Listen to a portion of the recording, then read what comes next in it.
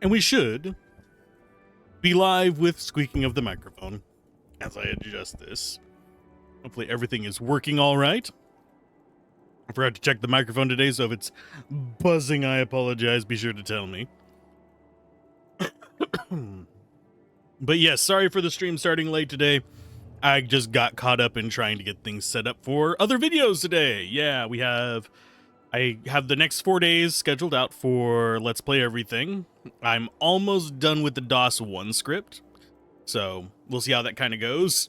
Of course, sometimes I'll get through the entire script and scrap the whole thing. That just kind of is what happens whenever you're doing reviews, and you want them to be halfway decent. I just sometimes don't like how the outcome of it is, so I end up removing it and starting over, so... Because if it sounds more negative than I feel, I try to correct for that kind of stuff. But today we're not dealing with the negative. Instead, we're dealing with some fights. Here, we want to actually finish off the Seeker Path. I might eventually come back and we'll do like the other endings and go for the other basic passages here. But for right now, not super interested in them. Mainly because they just seem like kind of cool little interesting fights that are fun to play around with, but they don't really do too much for the story. It doesn't feel like we got the story of the place already. We got the completion of the place. We're just looking for finishing off the sword that we got and that kind of jazz. Are we going to need the sword to win? Probably not. Could I just go around hunting pirate ships for all of eternity? Probably. But I don't really feel like it. It's not high on my list. Though they lack the spider's patience, Lagufath share the Seeker's need to hunt ever, to prowl ever, to stalk and shadow. Exploit their weakness, lest your flesh feed these ravenous scavengers. Are they really that ravenous? I mean, we've killed a bunch of them. I forget what their weakness is. Killing intelligent beasts. Let's be through with this quickly. What is your weakness? Oh, yeah, we're just gonna go straight in. Hi, guys. Those are just normal barrels. Their weakness is lightning. So, sure. Let's go for... That's way at the end of turn. That is kind of just intermixed. I do find it weird that Eater's just sitting in the middle of their actions. This is gonna spawn after Eater. So Broodmother is there. You can't really... I don't think we can get into a range to actually hit those. I think we might just go up a bit. Get ourselves some airborne nightmares of freaking burnination. That is all targets that happen afterwards, so that's a good one. And the Broodmother is a high priority target, so yeah, we'll go ahead and end turn there. Yidwin, go ahead and lock these guys into place. Those guys, the faster ones are the small ones. The Savage Lagufeth are the slower ones up top. The Sidewinders... Where are the other Sidewinders? Oh, they're behind us. I did not realize they had spawned back there. So we have 4 bastards down here at the bottom. They do outnumber us. That's going to suck just a little bit. So now your turn is happening late. Let's go up here and start taking advantage of your weaknesses. We should have Chain Lightning. That'll come out before their turn. Why is that all of a sudden like there at the very end? It's fine. It's not the end of the world. Eldrin, go ahead. I think we lock down this Sidewinder, and then we go ahead and have... Oh, there's traps. Lovely. We go ahead and have Eater and a Drake protect that. The Drake's going to come a little bit late, but we'll be okay. We just want to get up here and protect our casters.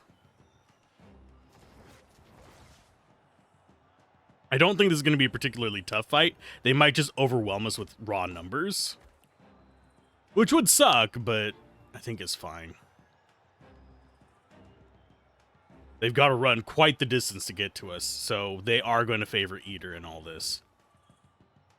Or Adair, sorry. I always call him Eater because that's what it looks like to me.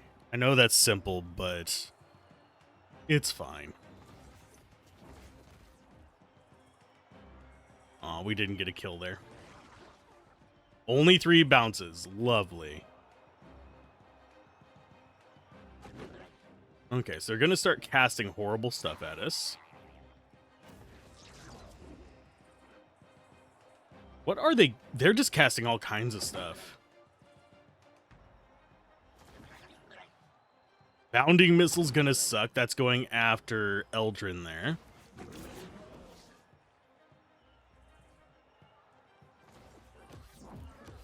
Okay, since they didn't attack, they get to go first. Okay. They're just doing nonsense. That should... Oh, they spawn more whenever we take out the Broodmother. Okay. That sucks a little bit. Okay, so you guys are bastards. I am gonna go for... I think we might need to do a little bit of control in all this. So possibly along that line seems like a good one. Although we'd be giving them, we'd be on low ground in all this. I think we go like that. Marius, let me interrupt this guy. Please don't have concentration. There you go.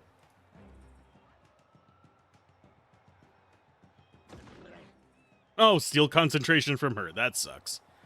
Okay, now that we are a little bit more free to do what we want. The Savage Lagufeth are a little bit on the scary side. I'm going to go ahead and disengage with this guy, just in case this is a big trap. I have a feeling it's going to be fire. Oh, he had Corono Souls on him. That makes life easier. Okay, so that means you interrupt this bastard. And yes, they do have another trap right there as well.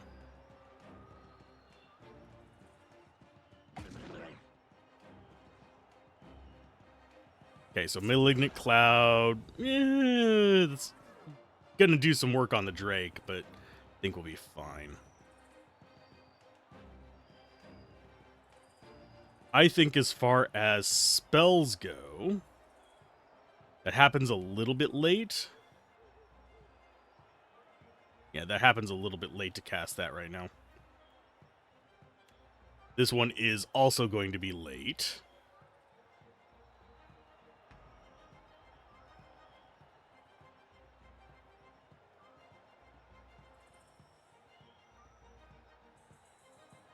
I think we can get away with that if we move up.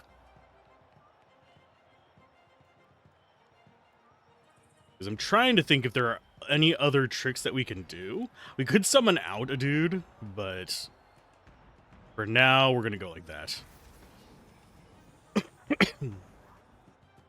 The Sidewinders might try to interrupt us, but it's not going to do a lot. And I do realize that the rain on this is probably wicked hell for the bitrate. I apologize for that. There is literally nothing I can do about it. I don't think there's a way to turn off weather effects.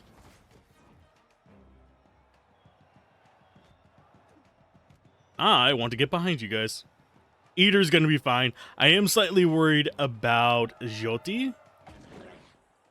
If they start focusing her down, she will go down. She is our revival point, which can be a problem. Oh, thank you for getting into position to get hit by that. Okay, so far we're not too hurt on all this. Yeah, they're just going to keep smacking on Eldrin. That's perfectly fine. How did that miss? Seriously, what did we roll on that? We missed how many attacks? Rolled a 35. Oh, adept evasion. Okie dokie. That would explain it. So you go ahead and move up this way. Do we want them or do we want the ones up here? I think we're going to go ahead and just dip at these guys. Mainly because it's going to be really easy to finish them off by kind of shoving them in unfavorable directions for them. I really am surprised that Rake did not do more damage. It dealt okay damage on the ones that it hit. It's just more... The amount of misses was unexpected. Okay, so that happens a little bit further in. We hit them? Or do we hit... We can aim there, or we can aim there. I think we take them out. Because that's 3 enemies down if we can actually get to that going. Okay, so Savage Lagufeth just take claws to the face. Probably going to need to pop a heal fairly soon, just on everybody.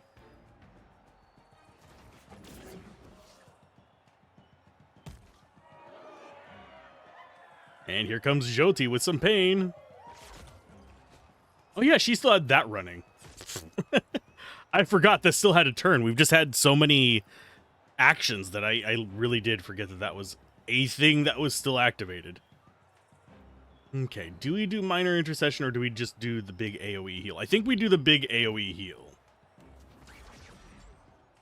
Because we can pop off something better in a little bit. Yidwin. Take them out. That's got the right side cleared. So we start moving into the left side. Just control the crowd. He'll probably need to pop his heal whenever it gets to his turn, but that's not a big deal. The Savage Sidewinder. Yeah, go after the Drake. That's free HP for me.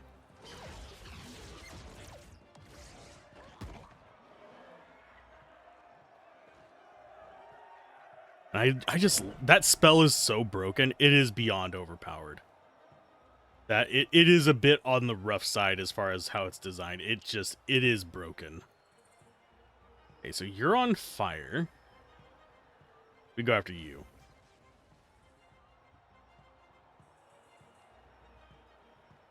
Out of... Oh, for fuck's sake, game. Please stop doing that. That has been easily the most irritating thing in the entirety of this game, is just the out of range attacks. Some of the control things have been mildly irritating as well, but that's not a huge issue. The out of range because your character won't walk one more step, definitely irritating. Okay, you try to knock him down. And then start going up. Actually, come over here and take out the barrels. Oh, you're immobilized. Okay, that's fine. Not casting a spell anymore, game. Okay, so...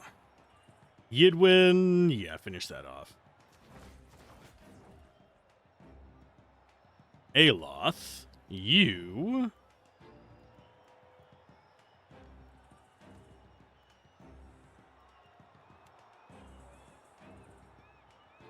think we can just run over here and do tentacles? And I think everything will be fine. Hey, Shinra. Enjoy the look. And yes, we want tentacles in the middle of them. That way, Jyoti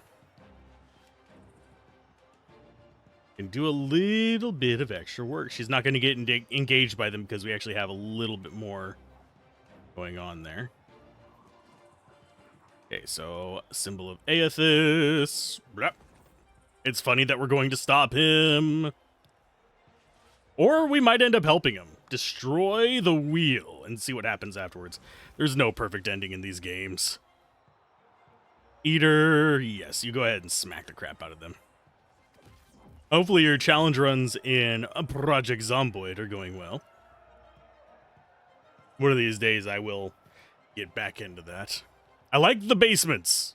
Yes, I know that's tacky, but I like the basements. Okay, so you... Oh, that's Marius. That's fine. But yeah, for the most part, these enemies are not going to be big enough of a threat to be a problem unless I make some really dumb moves. Getting close to 6 months, 9k kills? Cool. I don't know where the leaderboard is for that, but I might have to go check it out. Because I don't think I've ever reached 9k kills on Project Zomboid. I think the highest I've gotten is like a couple thousand, and that was in a multiplayer game.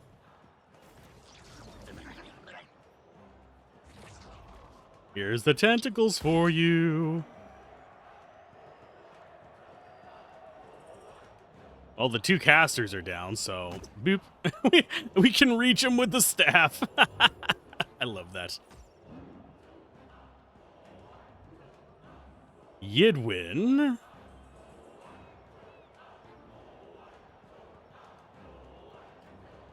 I think we don't really care about staying over there, so we're gonna go a zip badidoo. And they are chanting because we've almost got this fight done. You're in 5th place. It's a Lamprey's Discord. Okay. I love that the actual audience changes how they act depending on how close to being done you are. That is a nice little detail tossed in there that I don't think a lot of games really appreciate.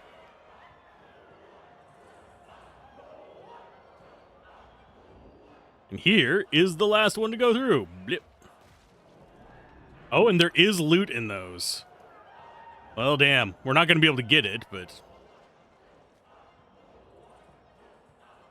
Mainly because the tentacles are going to kill that guy.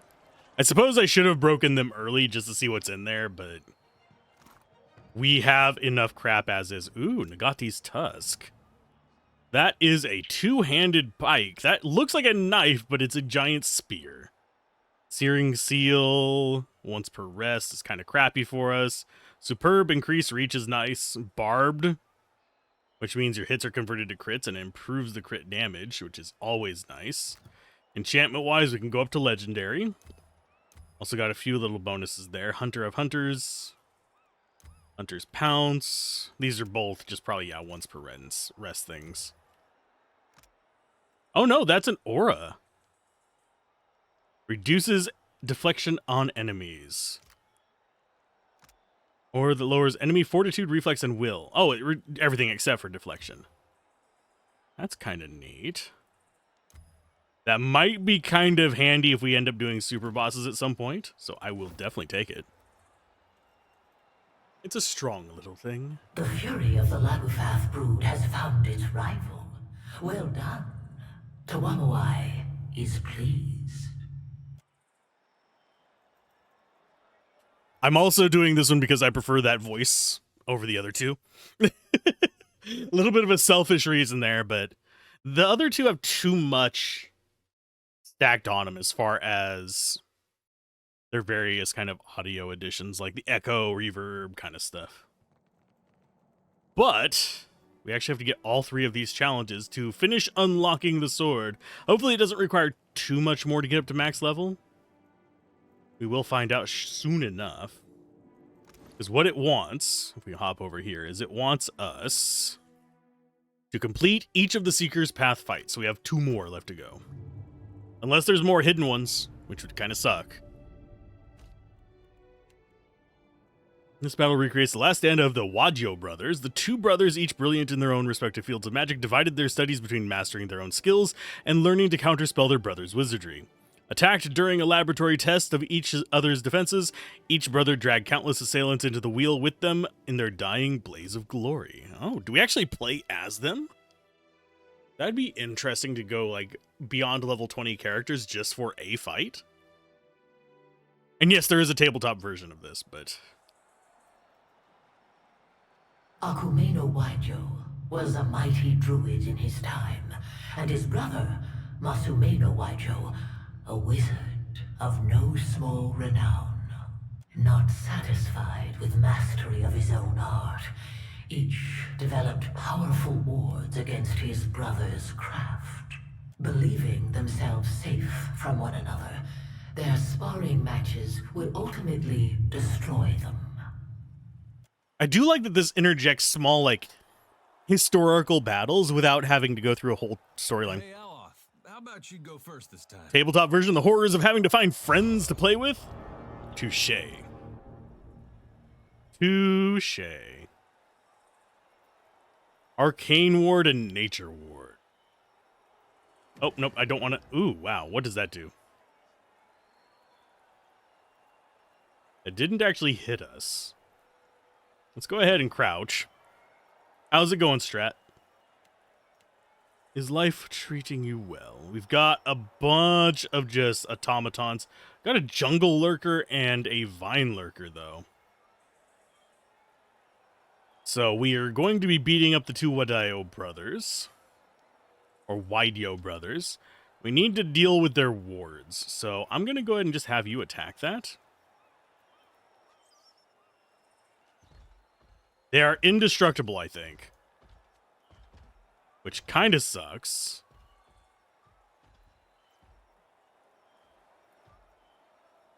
Because that's not giving us any battle information for it. I don't know what they do. I think the main disadvantage of the tabletop version of this for me would be just how many details there are to keep track of. I haven't played the tabletop version, but unless it really differs from this version. Okay, what does this do? Okay, so that's a temporary effect.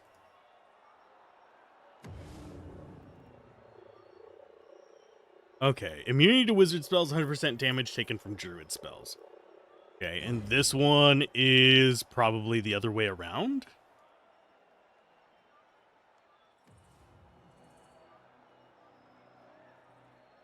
Immunity to druid spells, 100% taken damage from wizard spells. Okay. So we don't have a druid in the party. You'd have to get a table too. Yeah, touche. I have a table. Technically, it's out in the garage, but I have a table. I mean, if you count a desk as a table, I've got a few of those. Okay, so they are both facing away.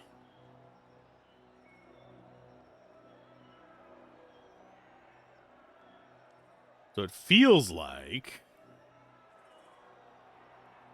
we beat up these two and get up in their faces up there. That way we don't have to deal with either of these wards.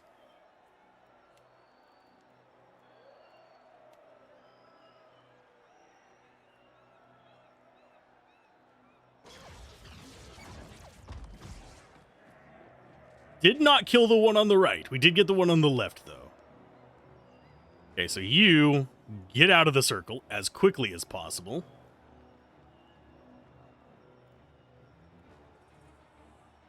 Let's see what we can do. I'm going to go ahead and summon friend.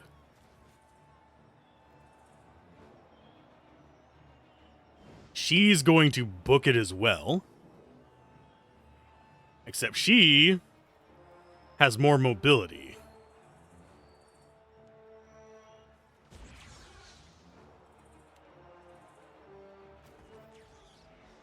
And I'm more concerned... the wizard's going to do a lot more damage. The druid is going to be a pain. Mainly because he has more control. But the wizard, if he is level, like high level, he's going to just nuke us in one turn. So we need to lock him down a little bit. Marius, go ahead and run this way. Back out of the circle. It looks like those do wear off as soon as you are out. So you have the HP to actually survive this. So we're going to get up in your business.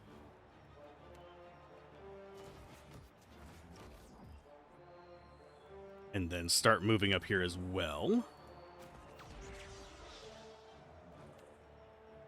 And infringe upon his personal space.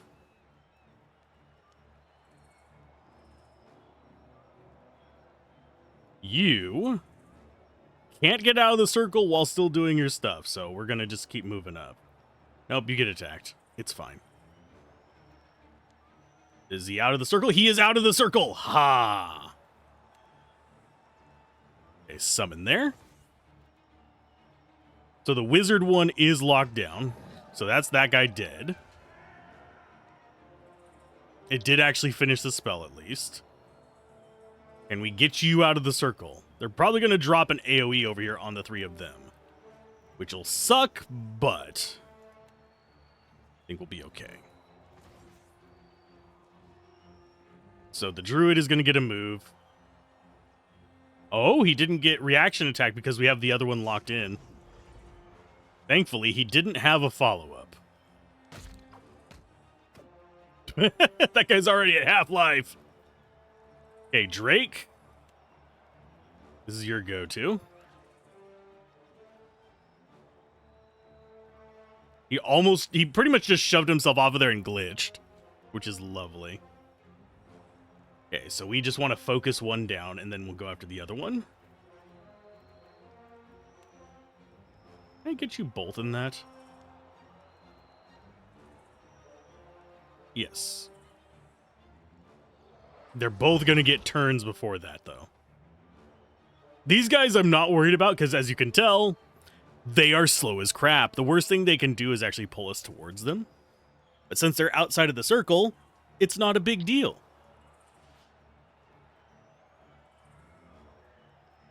Go, get you up closer, and now all four of them get turns, which sucks.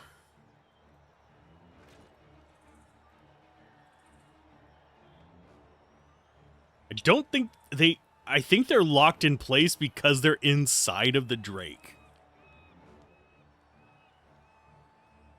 Okay, Jyoti, let's get you to do something more fun. Let's go ahead and drop that on top of them. Because they're not going to get a turn for a while.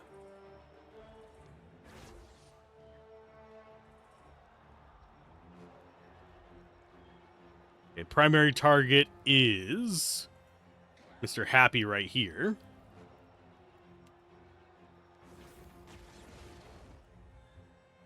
I think we do actually take them down pretty easily. Because I think if we take down one brother, we have very little to worry about with the rest. So, stabby stab. Yeah, he should go down this turn. Provided we can get into range of him. Yeah, we can. I'm slightly concerned we wouldn't be able to get to the other side of Yidwin.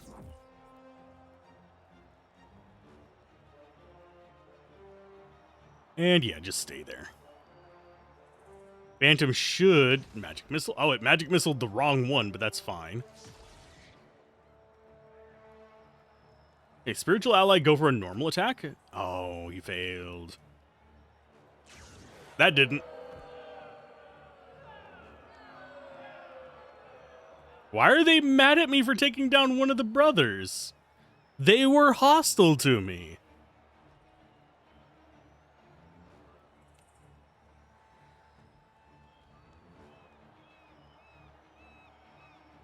Okay, so the Drake cannot move. I have a feeling he can't move either. They glitched into each other and it's just whatever.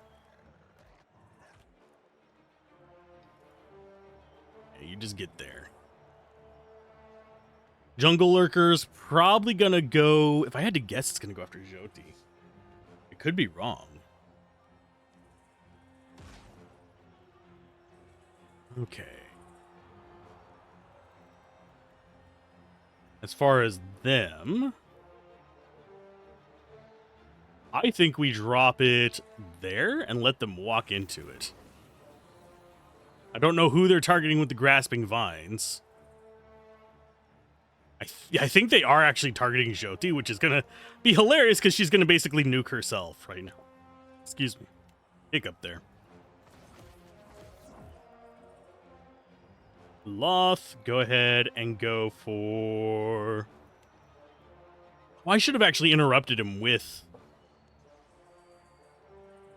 Yidwin there. Who are you pulling in? Oh, you were trying for the Drake? Oh, tell me if I actually care that you attack the Drake. I can summon one in a few turns as well. Yeah, he's broken. He can't actually move and probably can't see outside of the Drake, so he's not going to get an action until that Drake is dead. Out of range, so he wasted resources there. And the Drake can't move either. They're literally broken inside of each other. All he can do is attack the Drake and hope it goes away.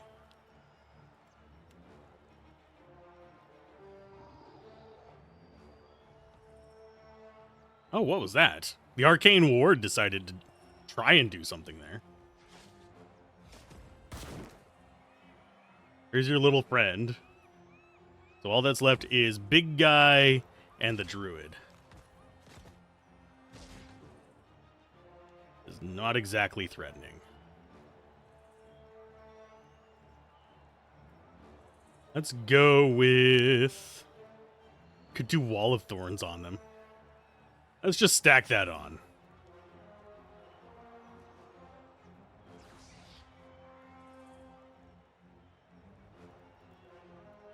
Doesn't look like the guy over on the left can actually do anything just yet. Oh, and you're terrified now. Cute. That's actually ridiculous, because now he has to try and run away, but he can't go anywhere. And he is terrified for I don't even know how many turns. 1 round. Until the end of the round, he is afraid of us. Let's literally just pick on the guy who is cowering in fear. And everybody's too far away from this enemy to consider it a fight. Cute.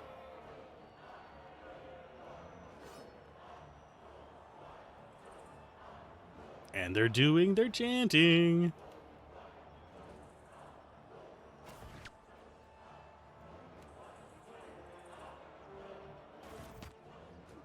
Hello, guy. Get wrecked.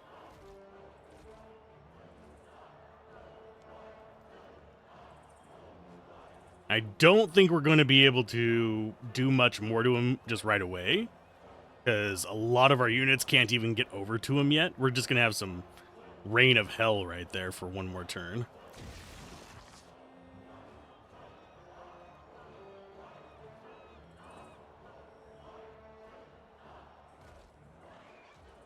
So it is just I'm actually surprised the Jungle Lurker survives this. And I think this guy only has 1 turn left as well. No, he has 2 rounds. That's fine. So you go for the Breath of Doom. Morning Breath, the attack. See if that actually hits this guy. It has a very slim chance to do it because those generally stick to the center. But that is the end of that attack. So let's go ahead and drop a little love. Yidwin, yeah, just run it.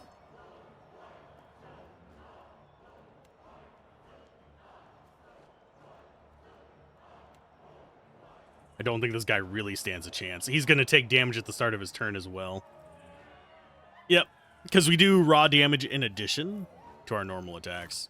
Every single turn. Got another unique item, which is Wind Song.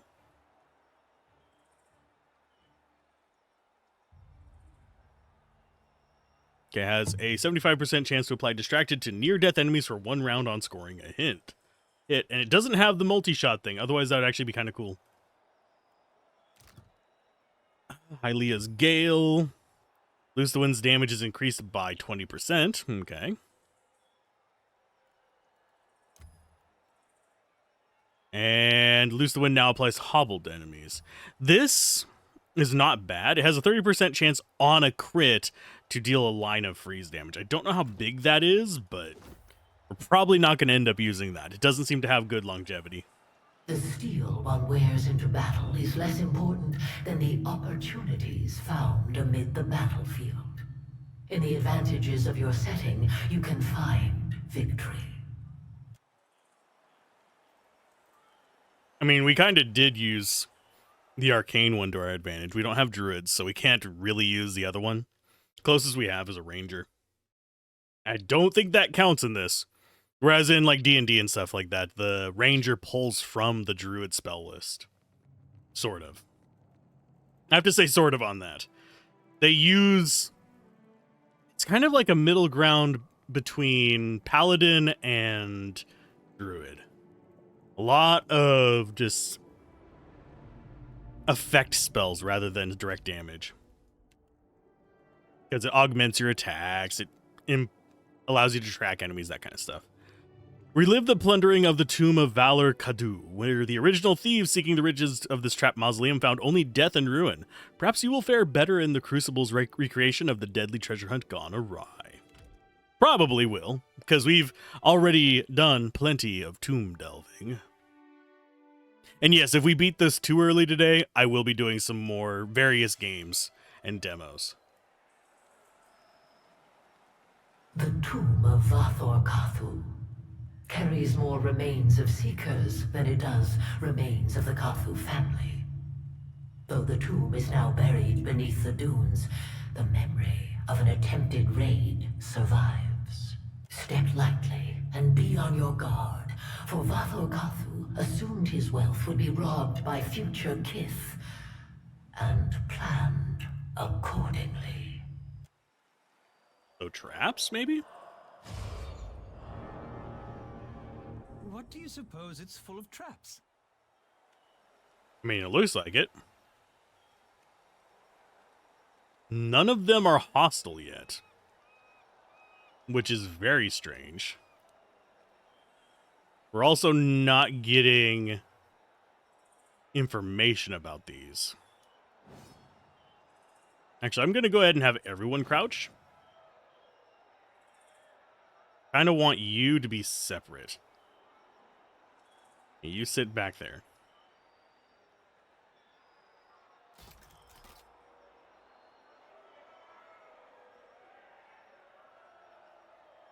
I assume as soon as we touch the pillar, we get into the fight.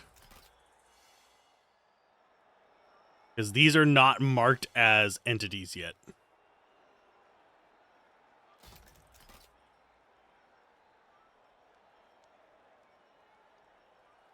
And we do actually get the traps. That has a...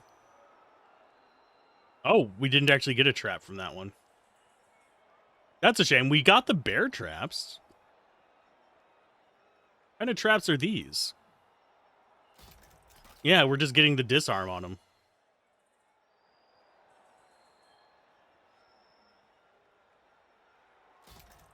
Yeah, I'm just going to pick up all the traps that I spot. And we can nuke these guys with actual abilities. I forget what kind of enemies these are. They do strike me as very similar to something we have seen.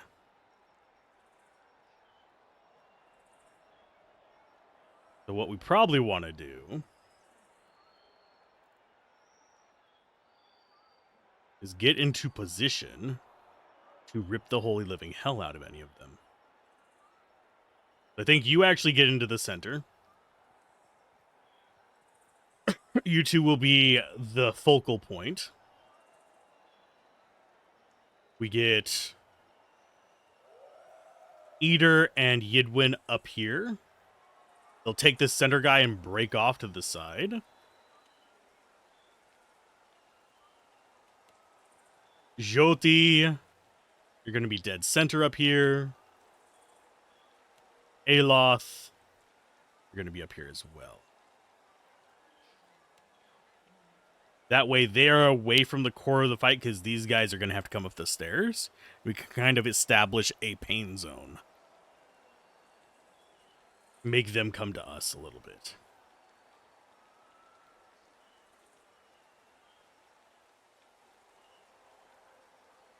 Okay, so no more traps to disarm. And the fight starts.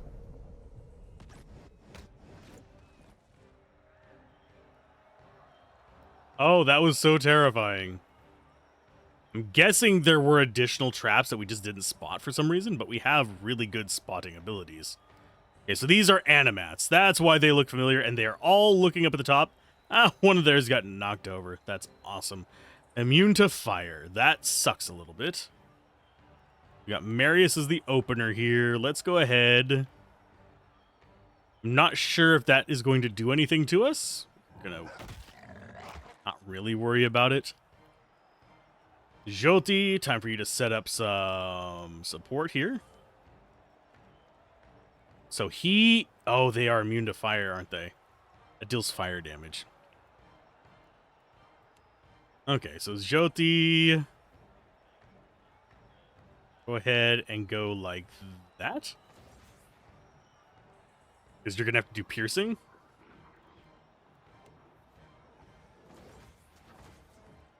Okay, so he is a lot tankier than I thought. That was, what, 90 damage? Barely moved his bar. So this is a real fight. Question is, how dangerous is it actually going to be? And he can't get stuff off there. So go ahead and end turn, just hold. So you can kind of accelerate it later.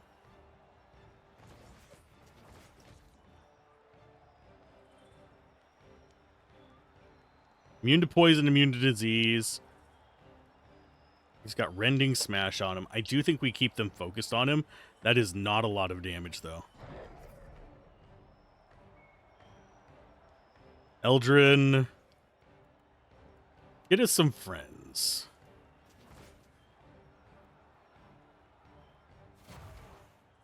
Because I want them going after Eldrin. Eldrin needs to be the primary target of these ones on the bottom, so they'll either clump up or not attack our people on the top floor, because they're a lot more fragile than him. He's got evasions out the wazoo. Because, yeah, he's got 113 deflection, and that's his lowest. I don't think we have anybody else over 100 deflection. Got some in the... Most of them are 70s or 80s, which is not bad. It's just... we can do better. Ow.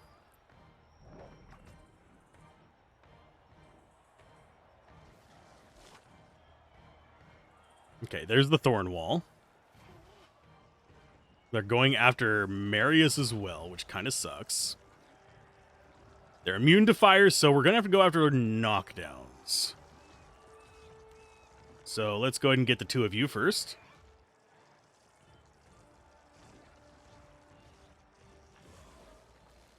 Oh, he's got a cool ability there. Spirit Weld does cold damage. Ouch. That actually was a lot more damage than I estimated. Okay, do you have the ability to take them down after Eldrin and Marius? Okay, so a lot of them are going to get their turns before him. Those three are after, so that'd be 3 enemies down. Guaranteed 3 versus unlikely 4. I think we take them down.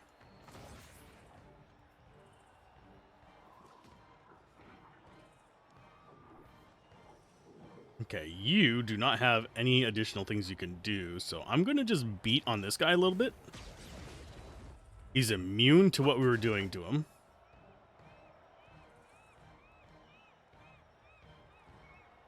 Jyoti, you need to figure out some way you can actually damage things, because these are all immune to fire. Which means Jyoti is pretty much useless in this. Let's get her a tentacle friend.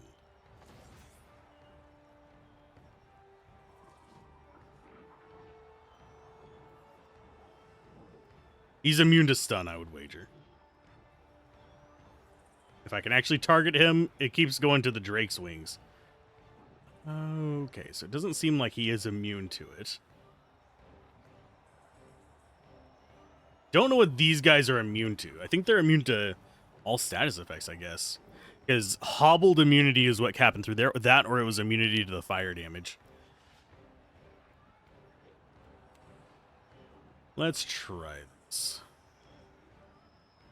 And get you to target that.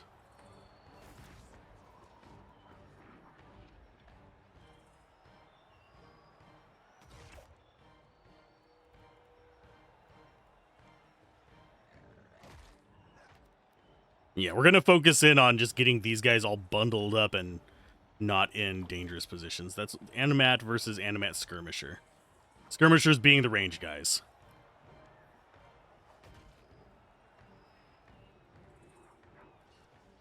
This should kill the three of them. Unless I am terribly unlucky. Or overestimating the amount of damage that does.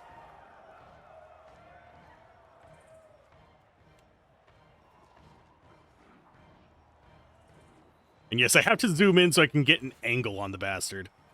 Okay, so he's down to... He's almost down 1 pip. After all of this. Oh, they've got Stink Breath, too. Nice.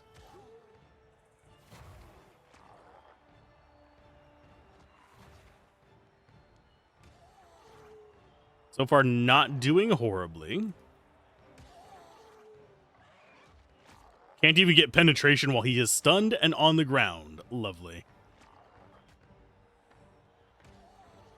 They don't like Marius, sadly. What? Is he just naturally do that every turn? That's a dick move.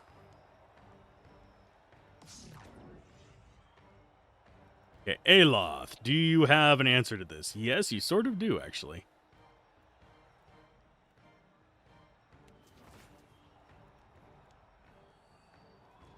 And so does Jyoti. Jyoti's probably going to be doing mostly healing. Just if that wasn't a little bit obvious in all this. She really doesn't have much in the way of non... I mean, she's got decay right there. No, wait, that's piercing. She's got piercing. And she's got a little bit of cold and a little bit of bludgeoning. This knocks them prone. Which really would not be bad considering if that can actually get a prone off, that means that she doesn't have much to be afraid of there. Let's go ahead and do a knockdown on this guy again. That did not succeed. Can't move him because he'll just take near lethal damage off of that. Let's go for another stun.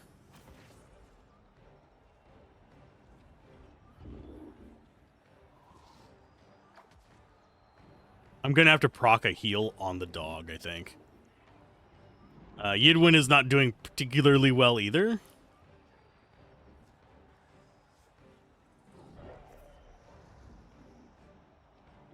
Okay, let's go there. How long until we can get that heal off? It's going to be after the corrosive breath, so that's going to suck a little bit.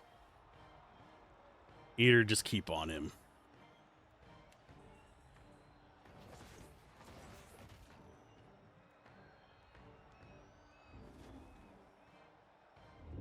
Who are you targeting? Oh, the Drake. That's fine. I was wondering, like, who are they attacking? But no, a lot of them are attacking Yidwin and the Drake. Yidwin, I'm concerned about. The Drake, I could care less. Actually, I couldn't care less. If we want to be grammatical about it.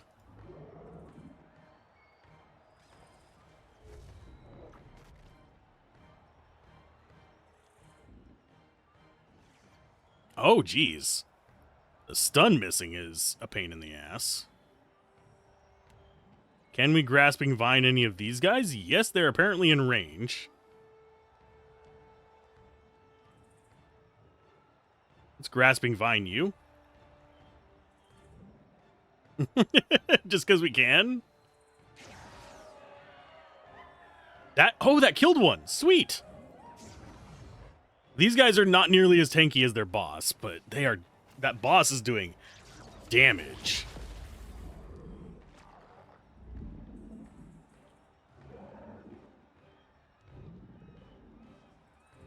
I don't know where the sources of those are. But every few rounds is doing that. It'd be nice if there was an indicator. Okay, so we're gonna do Holy Radiance, get ourselves some heals. Probably drop a real heal in a little bit. Just to get Yidwin and Jyoti topped off. And I think we want to do another one of these. Because that does decent damage. Vine, keep beating on him. That did less than I hoped.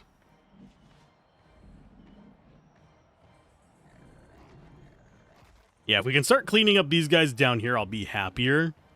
Because our dog will be at far less risk.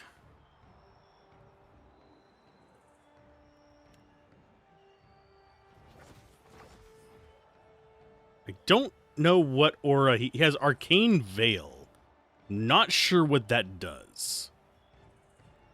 It's just a wizard spell, but I don't remember what it does.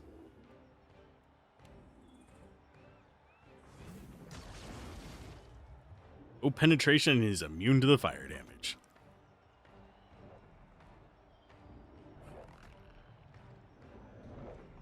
We do need to save some of our points for healing.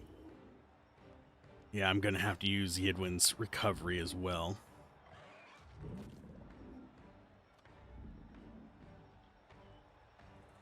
Okay, Eater, you go ahead and go for a power strike. Actually, no. You dash to this side. If I can get you to actually activate that. Dash to this side. Go for this towards the guy in the back. There we go. Get that guy staggered at least.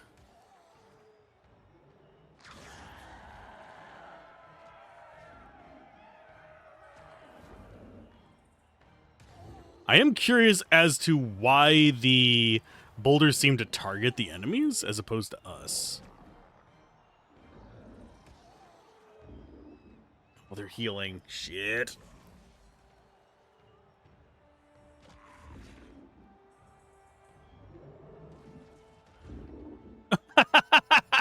Yes, the boulder on the ground knocks the flying drake down. That's perfectly rational. Okay, go for that. It's not perfect, but it'll work. Yeah, Arcane Veil is not going to do too much for you whenever we are whacking you in the bloody face.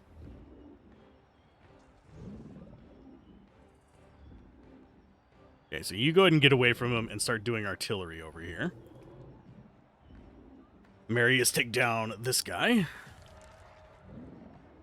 Just to reduce incoming damage. Let's go ahead and push in on the skirmishers. Start to deny them a little bit of their positioning there. You, medium healing. We don't need to waste a full heal. That doesn't heal enemies, so go ahead and get over here.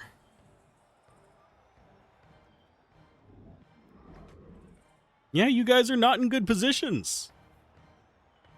That's what you get for letting me position myself in all of this.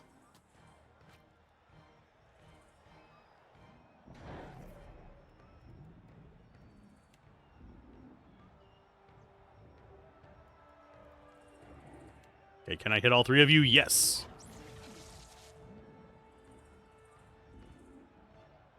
I think they are all... You're knocked down and stunned. Yeah, they're all three stunned, so they lose their next turns.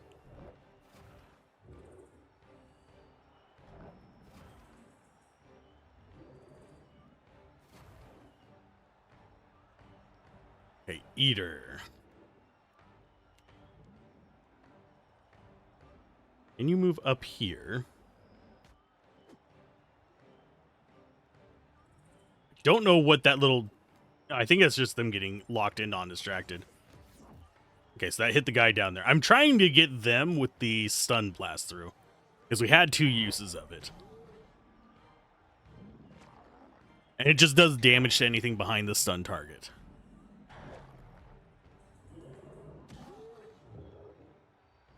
Drake.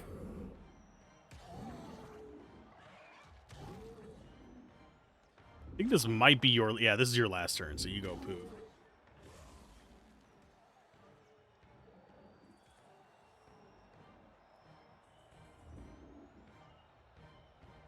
Yeah, those traps are very odd. I'm not sure if there's a way to stop them, or if they're just going to constantly be down there.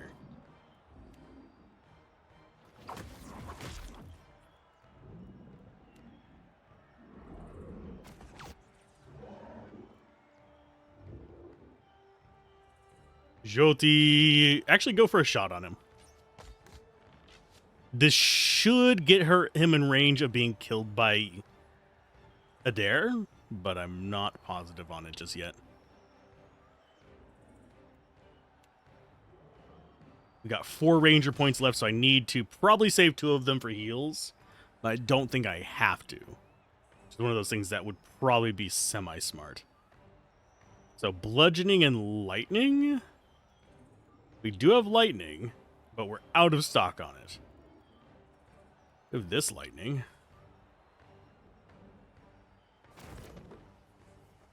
That might hit Eldrin, so we're going to move Eldrin down.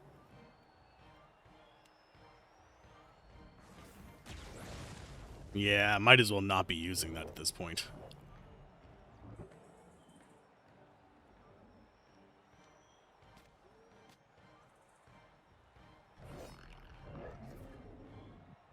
I do like that they're swapping from their range to their melee. Also uses their full action like it does to us.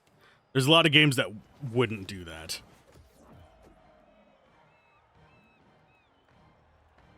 And you get in on this guy. Whoop.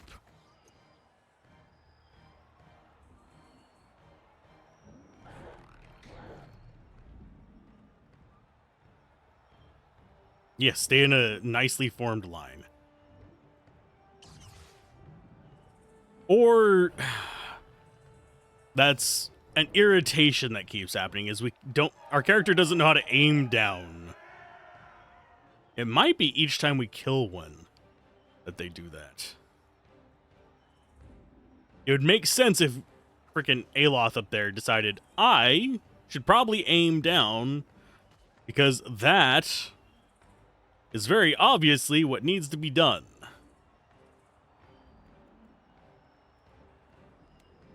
To hit the target.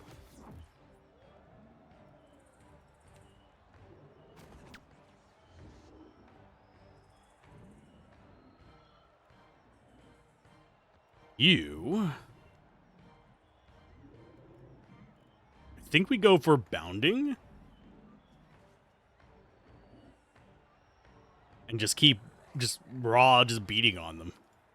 Because these should go down relatively quick because they've, 1, all bundled up in the same bloody place. And 2, they're a lot less durable than that bastard.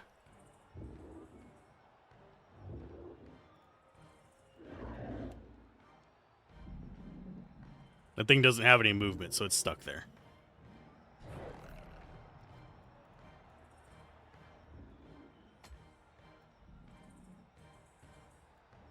Jyoti. I'm going to do a little bit of ice through there.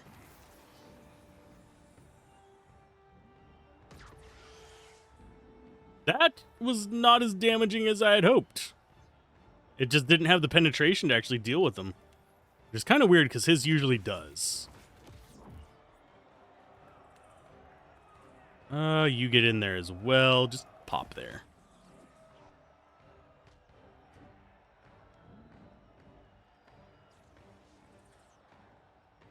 Yeah, we lack the... Ooh, that was really close to Jyoti.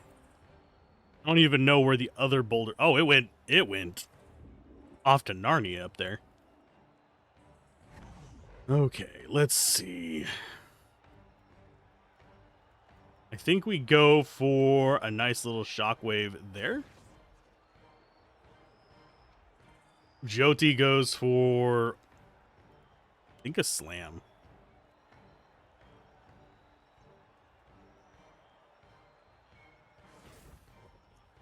Because that's going to be bludgeoning. Marius chew on him.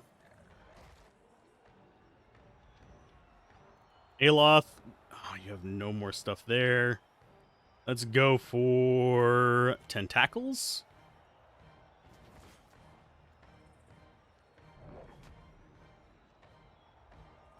I don't think they end up doing too much damage. Because they're going after Eater mostly, except for the one that's decided to turn towards Yidwin.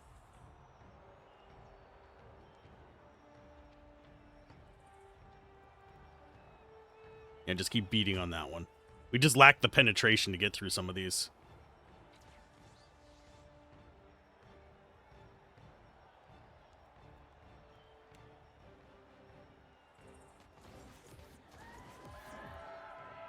There's 2 down because Eater's a bastard.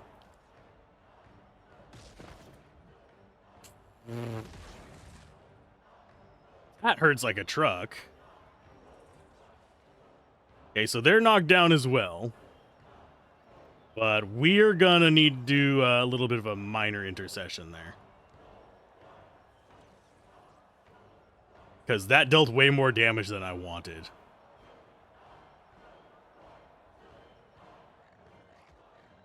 There's only 3 of them left. We're fine. Just I don't want to have to use up a rest.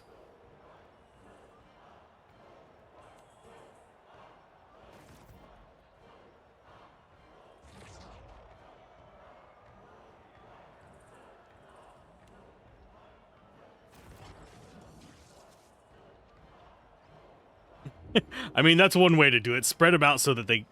I wasn't expecting them to go through the tentacles. Is one of the reasons why that kind of startled me a little bit.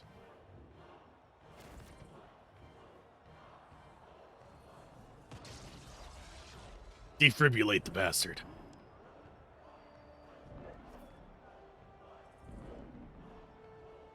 Yeah, they're all about to go down.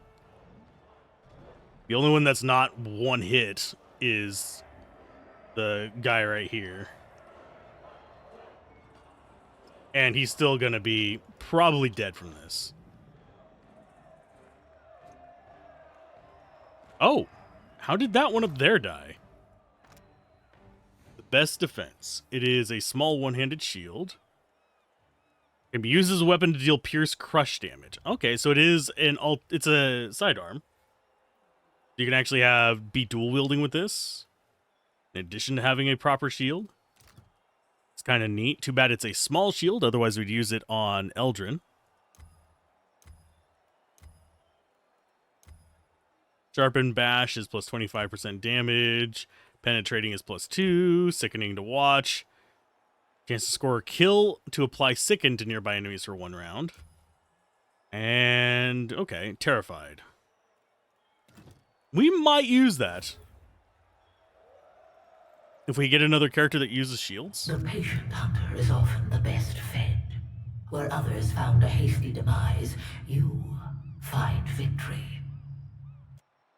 Now to see what else this little sword needs. That should be all of the fights. So we should see the pop-up in the center of the screen that says, hey, you've evolved.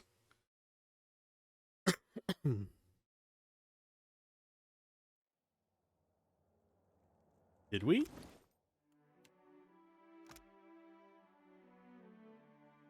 Okay, 1,000 damage against afflicted enemies. We got Spider's Speed. Spider's Flurry. Spider's Speed is only going to do so much for us. Because you can't re-stealth in battle.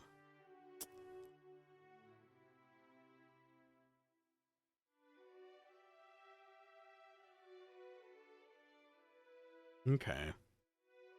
Probably not going to see its final evolution, unfortunately. Because doing 1,000 damage against afflicted enemies is going to take a while. And we're going straight after Eater because we've actually completed the entire Seeker path on here. It only took an hour to do those 3 battles. Those are relatively short. you have any more info since we did that? Greetings, champion. Ask them. And do you have any new equipment since we beat those? Welcome. I hope I can be of service. Not many. Please. Nope. You know what? I'm gonna see something. Welcome back. I hope I can be of service. Not many. Please. Yeah, he still says he has not many. He has none. That is less than not many. That is the exact opposite of any. But either way, we've beaten this. Now it's off into Yothas's backyard. Does he have milkshakes there? Does that bring all the boys to the yard? And I have a cracker. Fight me for the cracker. Technically, I have 4 crackers. I was scarfing them down during the ads at the very beginning just to have something in my belly during the fight. And yes, I prefer that entrance because it's closer.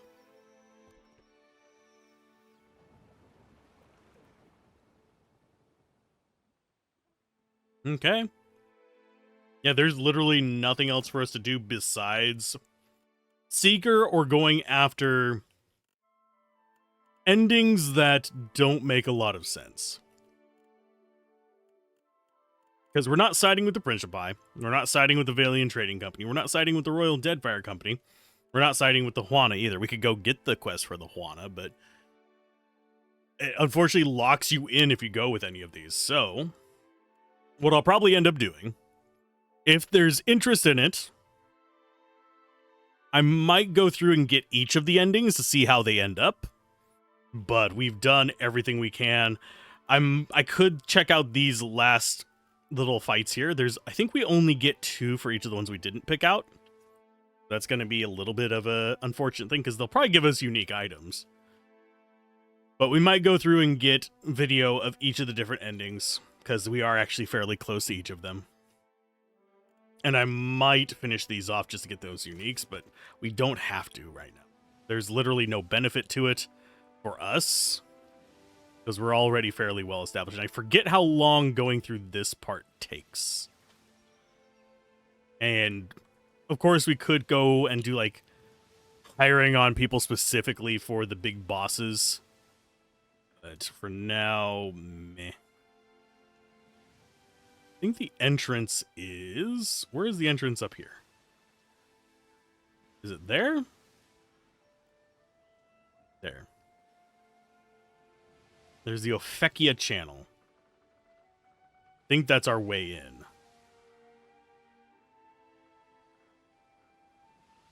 And if we sit here, it should float over to our ship and follow it. We'll just run into a storm when we're not watching it. That would be dinky. I'm slightly thinking what games we want to cover in addition today, because chances are we're going to beat this early. Unless it takes a lot longer to do this than I thought.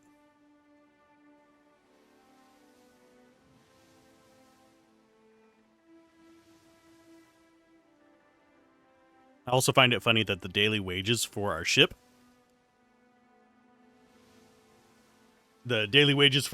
are less than it costs to sell a piece of armor. You need an entrance, and here you were thinking I just brute force things. I do. I do. Because that's technically the path we're doing right now. We're siding with no one. We're going in on our own. There's plenty of ocean to sail and many lands to explore, but what lies ahead of you dwarfs them all. Actually, let's go back. Quick save. Now we go in. Oh, wait. We want the special endings.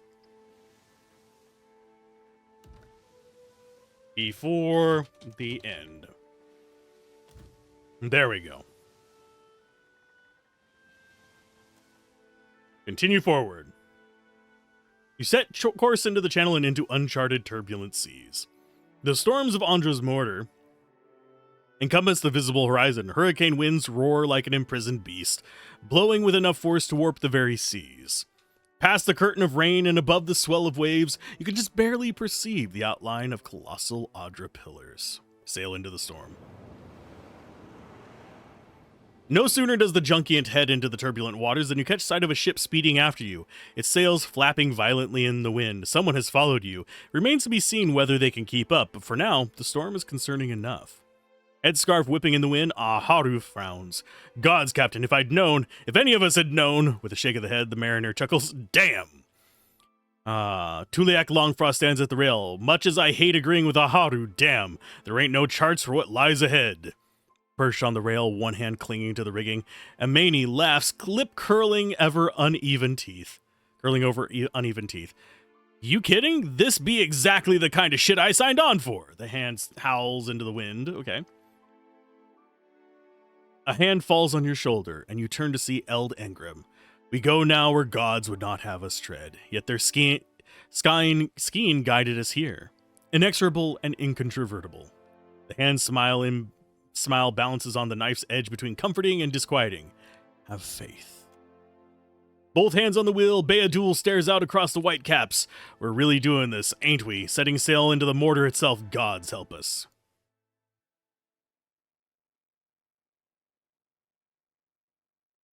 Oh. The Junkiant's crew is the finest in the Deadfire. You'll get us through Andra's mortar. I know it. With a faint but determined smile, Haru nods. You all know your jobs. You all know what's at stake. What's this but one more squall? To stations! The cheer rises, the hands scurry through the decks. Heading into the mouth of the storm, you hear the sound of tearing canvas as the wind batters your sails, an unfavorable omen at the start of the voyage. Press on in spite of all misgivings, intent on making it to the bitter end. Looming in the water directly ahead stands a pillar of Audra. It reaches up from the seafloor to pierce the sky like a god-sized finger aimed in accusation. Before you can worry about the pillar ahead, your ship jolts and the hull groans against the Audra lurking unseen beneath the waves. Your ship's blackwood hull takes the beating without incident, though the pillar itself remains a threat. A choppy current spins your ship towards a collision course. Smashing against the pillar's gargantuan trunk would make for a quick and unceremonious end to your journey. After a series... Oh yeah, we actually have pretty decent helmsmen. After a series of hard turns and some clever cheating of the wind, your helmsman narrowly steers the ship out of harm's way, missing the pillar entirely. No more Audra pillars are evident ahead, but the storm grows fiercer as you persist challenging it. The howling wind threatens to shred your sails to ribbon, and the visibility is dropping fast. What began as an irregularity in the water current broadens as the sea churns open a maelstrom. Ship balances on the brink of being swept down, the tide redoubles its pull, intent on drawing you closer to the inescapable hungry maw. Great ripping sounds through the dim of the storm. Your sails hang down in strips like wet hair, and the ship quickly gets pulled into the whirlpool. Ship circles the great Andra mortar, getting battered and torn all the way and down until it reaches the center, where it keels over as unceremoniously torn apart. We just lost because our sails were too weak. In spite of all your efforts, you are unable to overcome. As you sink into the depths, the light beast to forget.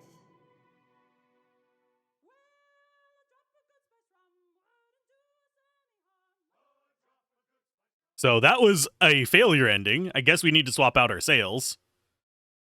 Can I have a screen besides blackness?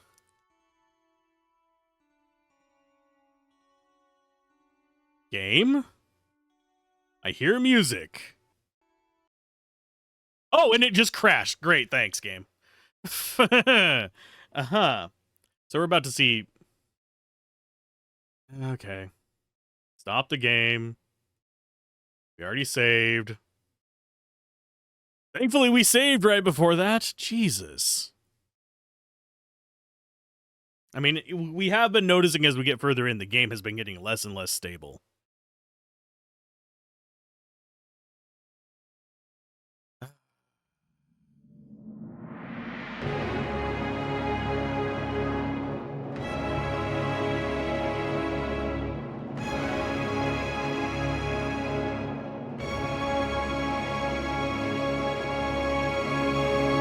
And yes, it takes this long to load despite being on an SSD.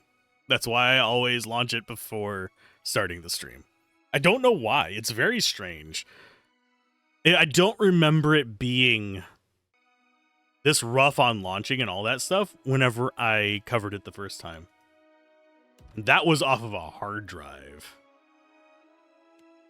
Like, literally a slow spinning hard drive.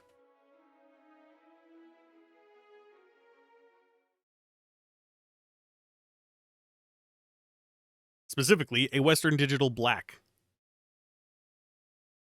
2 terabyte.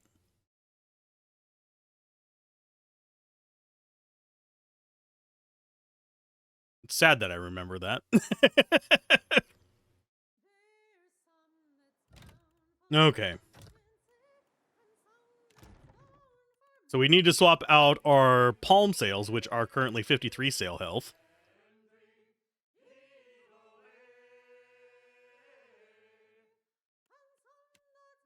I thought we had stronger sails that we had bought.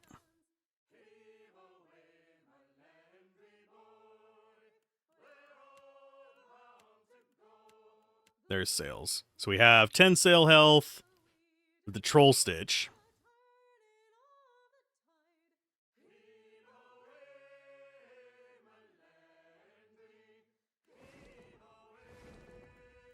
So that's 70 sail health, 105 hull health. There is not much else we can do to get in here. If it forces us to take one of the side paths, I'll do it, but continue forward, continue, sail into the storm, continue, continue, continue, continue, continue, continue. It's the finest we know. Continue, continue, continue, continue. So that should put us down to 60. Okay, so we're going to continue past that. That's down to 50.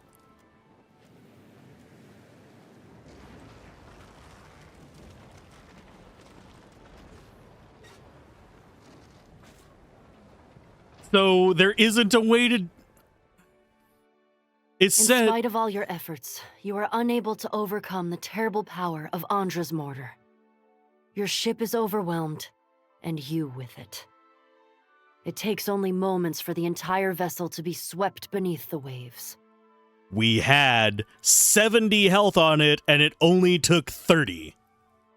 As you sink into the depths, the din of the storm recedes above you. Soon, it is little more than a muffled rumble.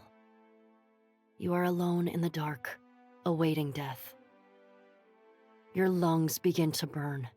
In the distance, you can see a dim light making its way toward you.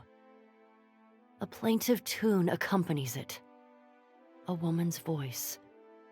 Somehow, it calms you, in spite of your circumstance. I don't think this is actually an ending. I think this is just us getting onto the island. But we should have been able to make it. I think the Blackwood Hole is supposed to get you in. I know that the first time we went in with one of the parties, I don't remember which one. The light reaches you. It is attached to a large anglerfish, its scales glittering in the darkness. The woman's singing ceases as the voice speaks to your mind. We had high hopes for you, Watcher of Cadnua. Your body betrays you, drawing in a large gulp of seawater. Your chest spasms. The pain is unbearable. Be still now. Forget your pain. Forget your struggle. The anglerfish's light begins to dim and turn sideways. But perhaps it is your sight that is failing. Your body that is turning. Can't seem to think straight. Forget. The sensation of pain begins to fade. Then all sensation fades. Forget. The rest is darkness.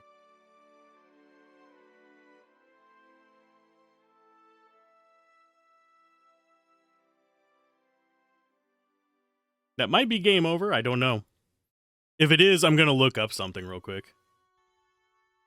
Because I'm pretty sure that you're supposed to be able to go in there without a faction. But as it stands, we have given ourselves the best chance we can to get through. And why do I have a feeling the game crashed again? Nope, it's just credits. Lovely. Fuck you, game. Let's go look something up. Let's load that. I need to figure out why it's not letting me actually get to the ending. Because that's actually stupid.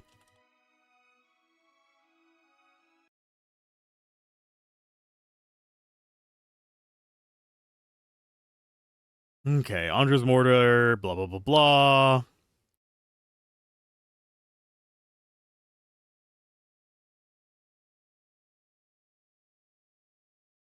Oh, that's actually useless. I'm looking for how to get there, you piece of crap. I'm sorry for being mildly irritated at this, but this is actually making me somewhat mad. We're supposed to be able to get in there without that, if I am remembering correctly.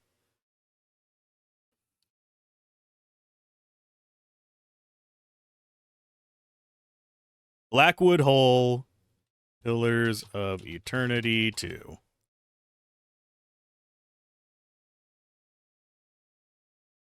Choose to go to Kaizo during the coming storm. You'll need to have Dragon Wing Sails. Where do I get Dragon Wing Sails?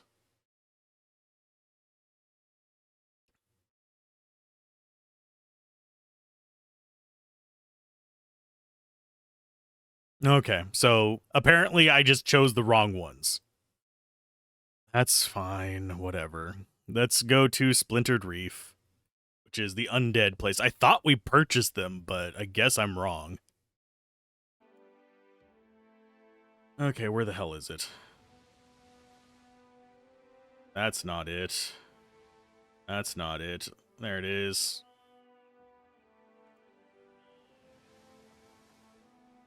I thought we purchased everything we could from there, but I guess I'm misremembering. What's bad is it's 70 health sales versus 75 health sales.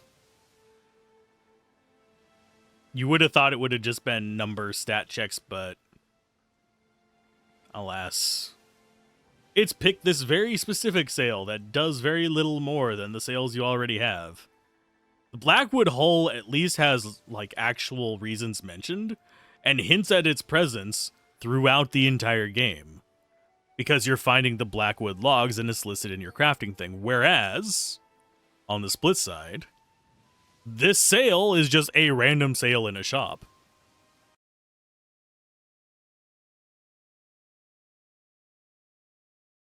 Let's go ahead and continue on.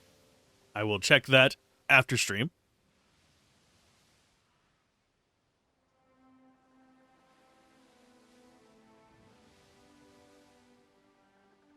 Okay, so we're just traveling on down there.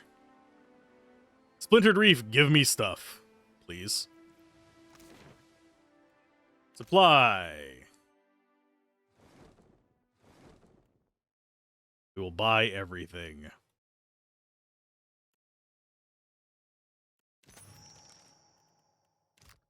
Okay. That would have been handy in the quest thing before.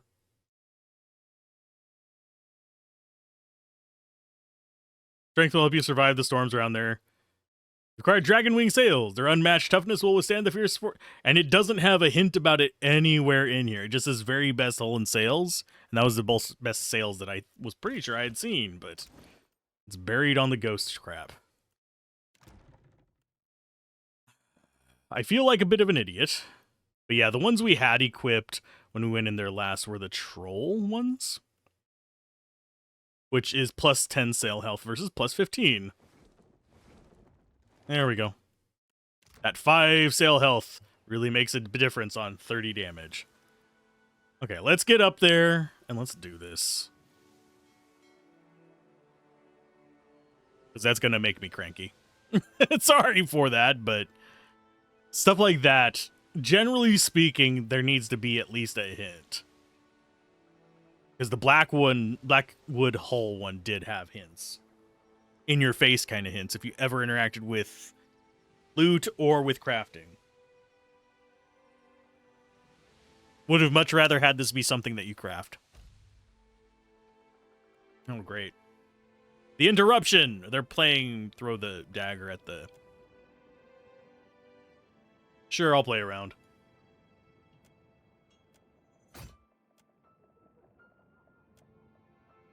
I'll aim at the nose. We got the ear.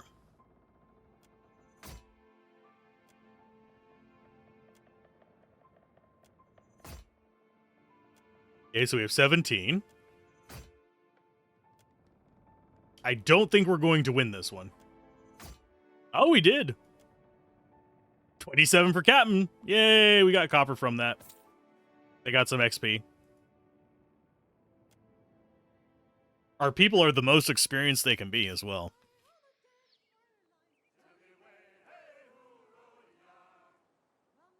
No, I'm not a master of this game. I'm literally playing it having not touched it for since 2018, so 7 years. Of course, I'm trying to remember which group we went in with. I think it was one of the trading companies that we went in with. But I could be wrong. I would need to go look at the playlist. Which is still on the main channel, it's just unlisted. The playlist is visible, the actual videos are unlisted. So what you do is you go to the playlist thing and it will show off the different games that are covered. You might be able to search for Pillars of Eternity too as well. And we have the real-time with pause playthrough there. Oh, I need to save here. Save. Save. So we have everything squared away. Let's see if this works.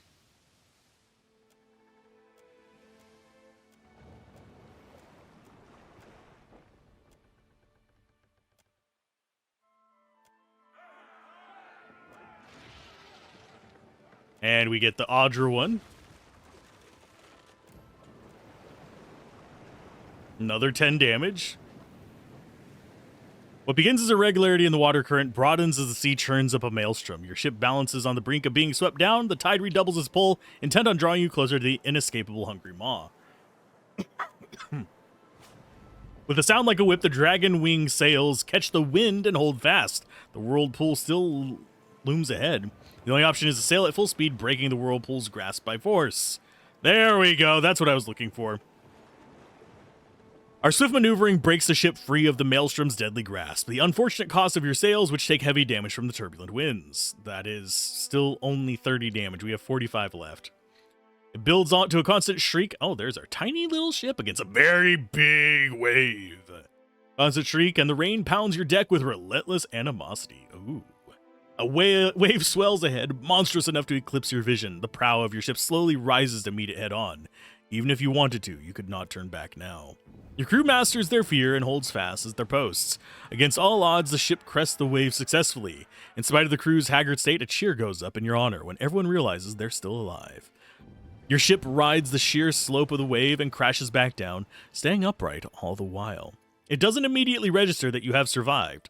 While the rain continues to indignantly pelt you with water, the seas ahead look calmer than those you left behind. Your relief is short-lived. An enormous form crests the waves and bears down on the Junkiet with incredible speed. Before it can collide with the hull, it dives back into the deep. Tense minutes pass in which you wonder if it will resurface. When it doesn't make another appearance, you press on with caution. Though your visibility is low to non-existent, and your heading is a mystery, you sense a glimmer of light far ahead, one shining beacon in the obscurity. Taking the wheel, you sail for Aethys. The seas are calm again as the skies begin to clear. You make out a growing shape in the horizon. Kaizo. Ornate spires reach up from the island, hinting at the city within. Not all of Ukaizo has weathered the millennia with equal grace. Other structures jut and lean out of the surrounding shallows, making the waters around the island impassable by ship. You resolve to take a skiff the rest of the way. We went in alone.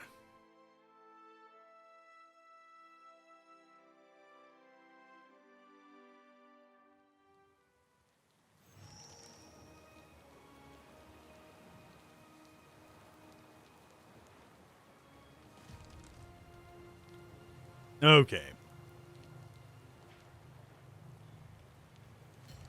I'm pretty sure we do have fights in here. Just not seriously hard ones.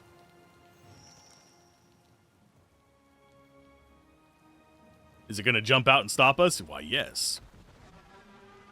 Hello. Water dragon of machinery. Are you here to stop me? The creature stares you down with only dim recognition to your presence.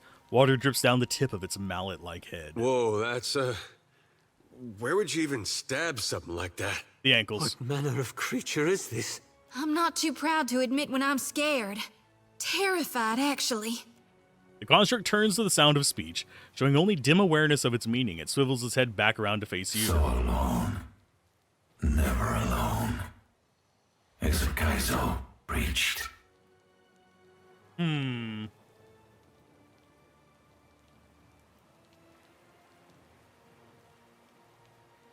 of am curious what that one would be. I might have to play an Island of Maua if we play through that. Although I think that might have been what I think we were a normal, like, mainland of Maua on the first playthrough. Because I don't think we had the Deadfire Archipelago as our origin.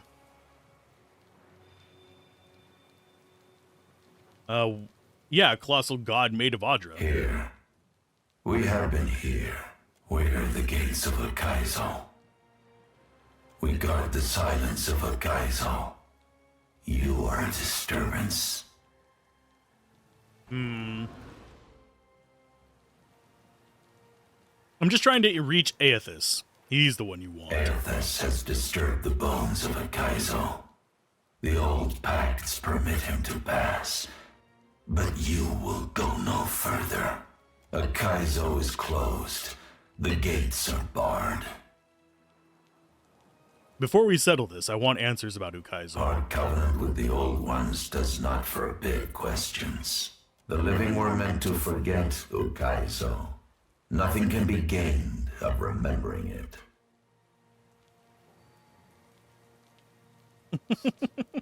What? If I rest my legs while we chat, it'll make for a better fight for both of us?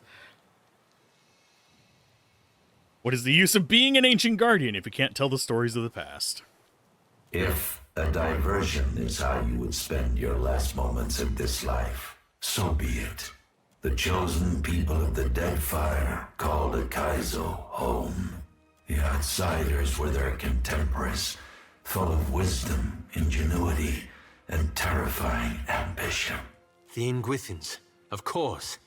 Only they would create a monster and bind it to guarding their secrets. They did not create us. They united us as one.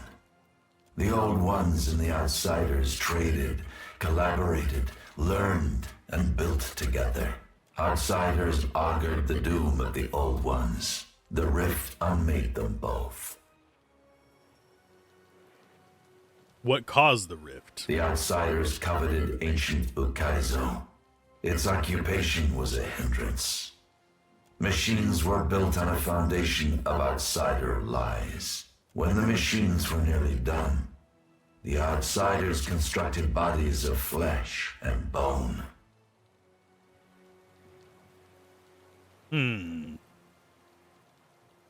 What were these machines? Ones which drew the spirits of the dead through a sieve. Bodies? Skeletons, now. Their remains littering Great Ukaizo. Finally, the Outsiders fashioned a guardian to stand vigil over their work. Our bond with the Old Ones compelled us to trust their allies. They offered us a trade, eternal life for eternal service. We were ordered to slam shut the gates of Ukaizo for all time. What happened when the machines went active? The Outsiders vanished from the world, leaving the Old Ones dumbfounded. Quiet gave way to chaos. Storms battered the seas. The sleeping hearts of mountains awoke with fury. When the last screams of the Old Ones faded, only we remained. So no one has been here since the devastation? None but the green colossus whose every footstep disturbs tranquility. You are the first kith to visit the shores of Las Kaizo, and you will be the last. We are depleted of stories, trespasser. May your journey through the wheel be an informed one. I didn't come to fight, but if you bar the way, then I have little choice. You chose death when you set your bearing, traveler. Prepare yourself. Guardian of Ukaizo. Oddly enough, not very high deflection yet. Hi, guys. So there's the Andra Animats. I have a feeling he buffs up, but as it stands, I think we'll be okay.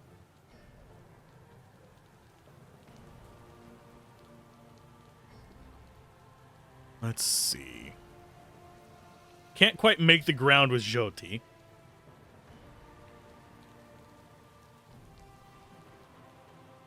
These guys should be... No, they're not immune to fire. That'll be after everyone's turn. I think any spell she can cast that's not an instant is just going to be like that. And you're immune to erosion. So I'm going to go ahead and have you... Pew pew. Oh, you scratched him. Cool. Still healthy, just barely down a fart there, but that's fine. And I think I'm going to have Yidwin... I'm going to have most people focusing in on him. Just to kind of keep him in place. We do want to be around either side of him.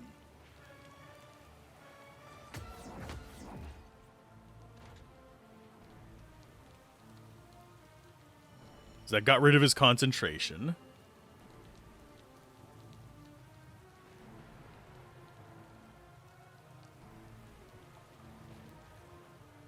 You get over here.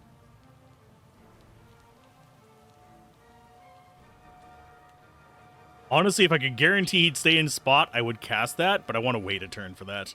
Instead, I'm going to go ahead and get us some more minions there. Eldrin, you start handling this group.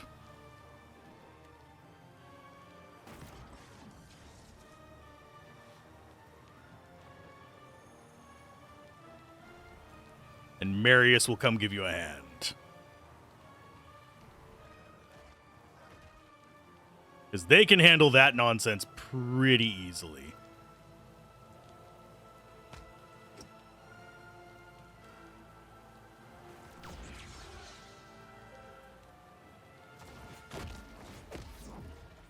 Okay, that's much better damage.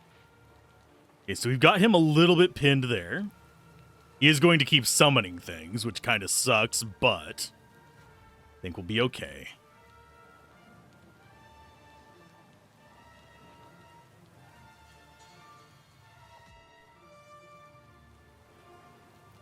And as long as they're going after Eldrin...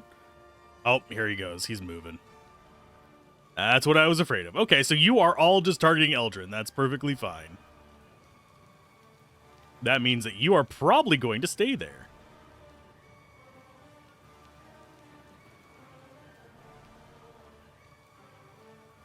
Let's get stabby-stabbying.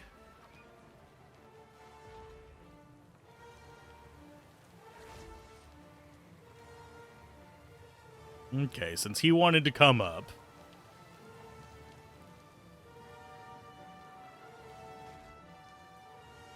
Gonna go and just dismantle these guys.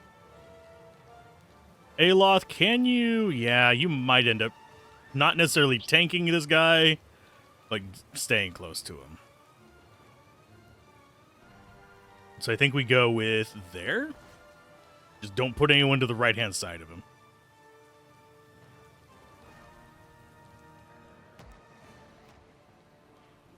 Because that's going to be there. Circle around you. And I want the Andra Animats to actually lock him in place too.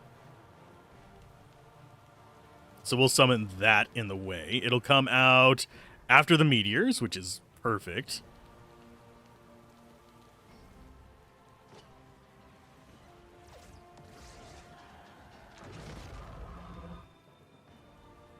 Oh. What did he just do? Oh, here comes the big boys. Yeah, because we took him down a notch. No, we didn't. We just have the Ingwithian Sentinels to deal with now. I think we do stick with just brutally focusing on him.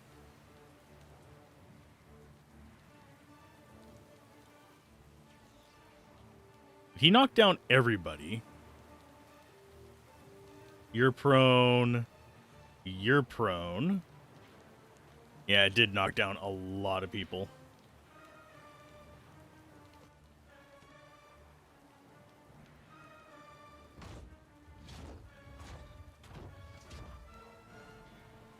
What is stunned up there? Oh, he's stunned.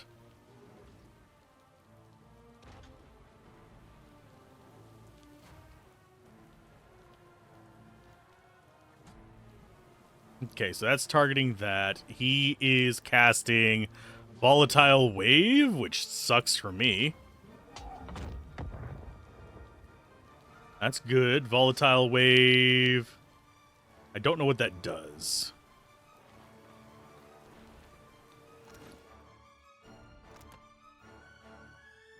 It is AoE for 0 rounds. Don't know what that does, but fine. You go ahead. Move up a little bit. Oh, I need you closer to him. There we go. That's what we want.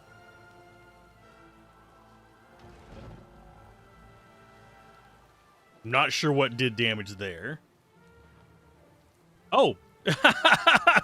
Volatile Wave. That's what hit him. So he basically just gave me a way to damage him.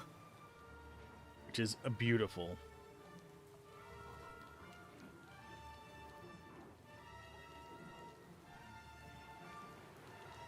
This should be piercing.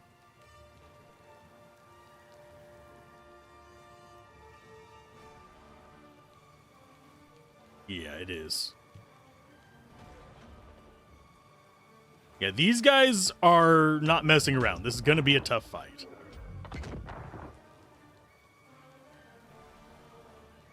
Idwin, stand up. Get fighting.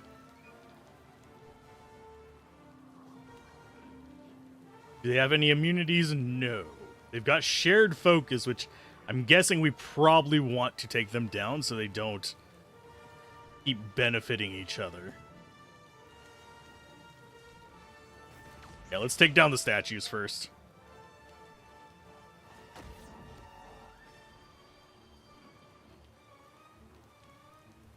Big guy can be dangerous, but these can cast spells and they have auras.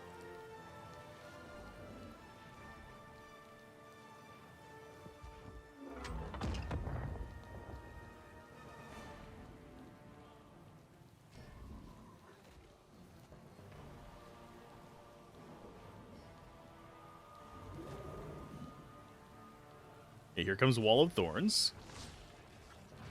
And he can be weakened for some reason.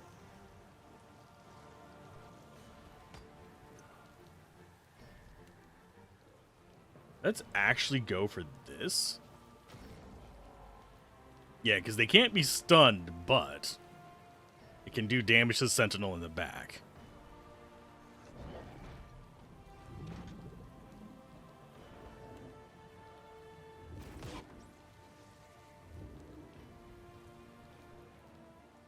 Okay, Vine. Let's keep whipping on him. Oh, he's got regeneration. Lovely. So we're not going to be able to outpace this while these guys are alive anyway.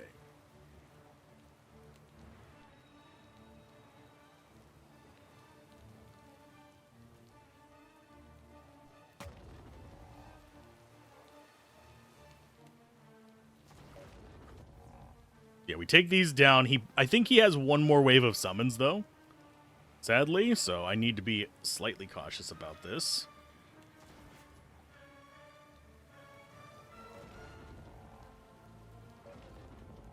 I just love that that's damaging them as well. That makes me so freaking happy. Okay, Marius, keep biting on that guy. We need to take care of your summons. I remember this was a hell of a fight, though. How many more turns is he... Oh, he's shelled up. That's fine.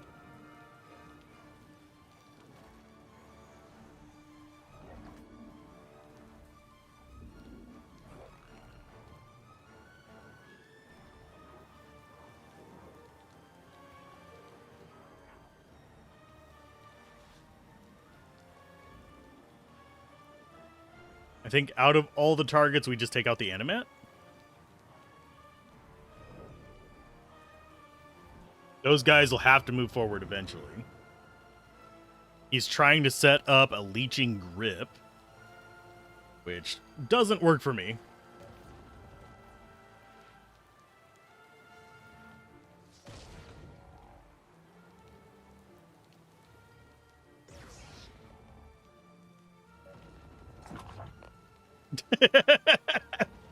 I just love the giant slow kick towards us as well. That makes me just a little bit happy. Okay, next up, we have the Vine currently going. Let's go with some fire damage on everybody. Nobody's terribly badly hurt. So I think we're fine to just keep going at their throat.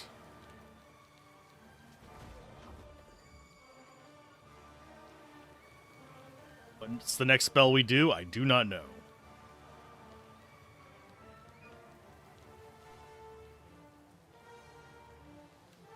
I think we focus on taking this guy down. Because he's just kicking after our living one, while that guy's just getting whacked by Ghost Aloth.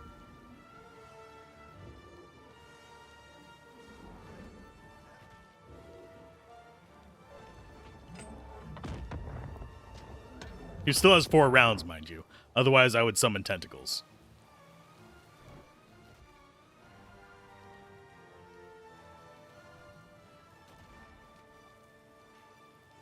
And no, we can't bring him down fast enough while he's still regenerating, unfortunately.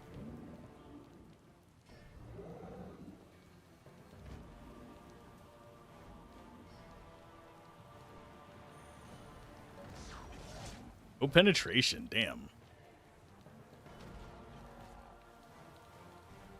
Guardian Vukaizo, currently still... He basically has himself stunned for regeneration purposes. So after he stops regenerating, I think he comes back up.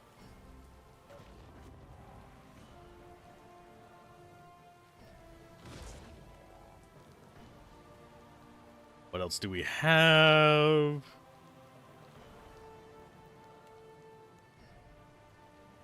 Yeah, let's go ahead and pop that. That should heal Aloth there.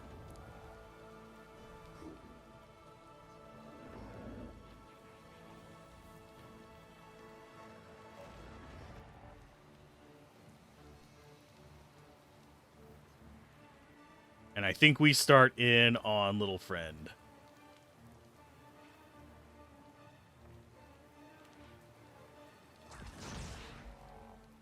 Just to get a decent amount of damage in on him so we don't have to take too long fighting him after the first one goes down. Phantom is still doing good. He's at half health. That's not a problem.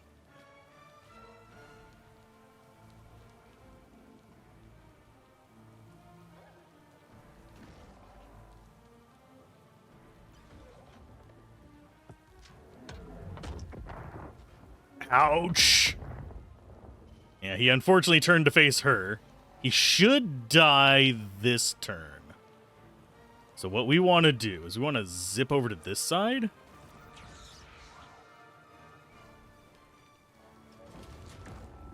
Oh, we didn't get to swing over onto this guy. I was hoping we would just barely be in range, but alas, my ass, we're not.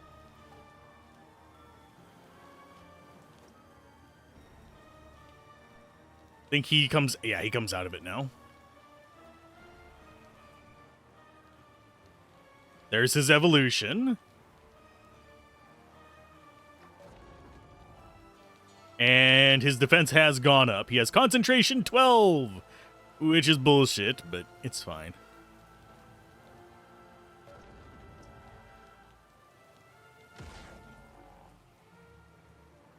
Jyoti, I've put you in a predicament.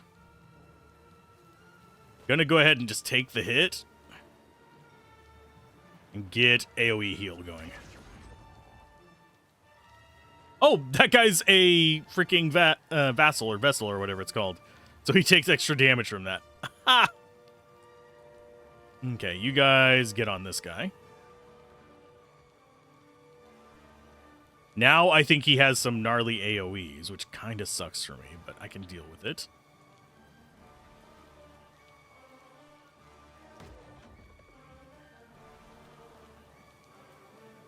You have things that are useful. You could do grenades, so he can do grenades. As long as that's focusing in on the Phantom, I'm not too concerned about this. Because we're able to hit this guy just fine.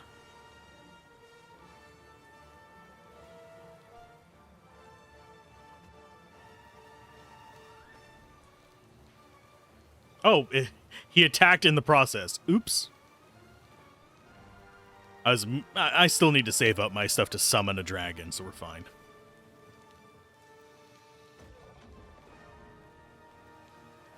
Let's see what he decides to do. He decides to punch the vines. Okie dokie.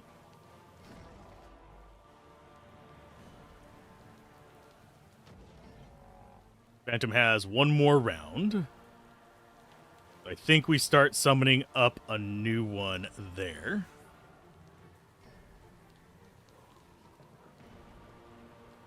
Marius, you stay on him. Start wearing down the Dragon King.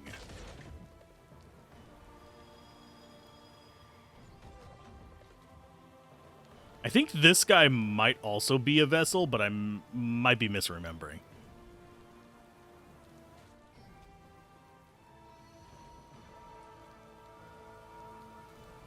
Let's go with bottoms up. Try and stun you. I think he's immune to it, unfortunately, but that was 75 damage regardless.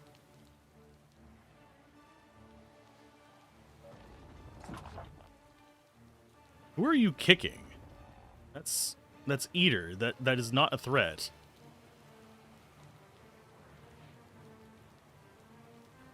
Oh no, disengage damage. Whatever will I do?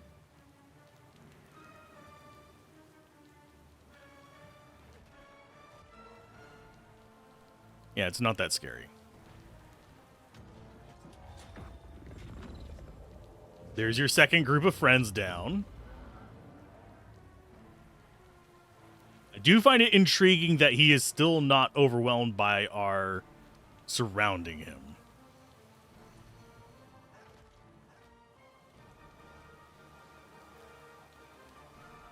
Okay, let's go ahead and swap weapons. Since you're almost out of spells, so we might as well start doing some more funny stuff. I'm going to summon Drake there. He's setting up for Fiery Vortex. Cute.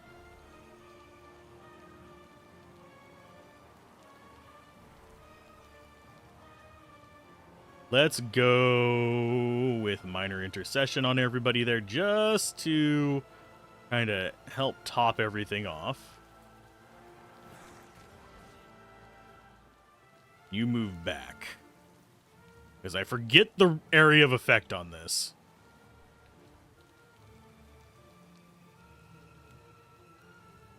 We're not going to be able to break his concentration. So it's just a matter of we just need to be beating on him.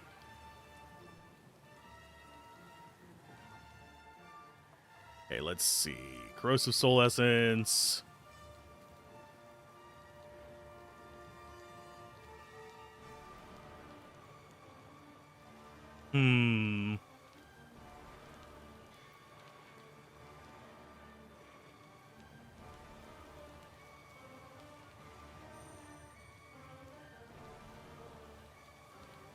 You end turn there. Yidwin, we might want to back off a little bit with, because she'll take excessive damage with this, so...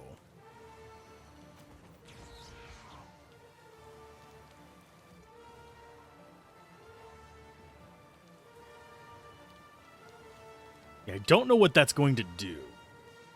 I think it's just fire damage, so we should be fine with the two... Well, actually, everybody that's up there should be fine.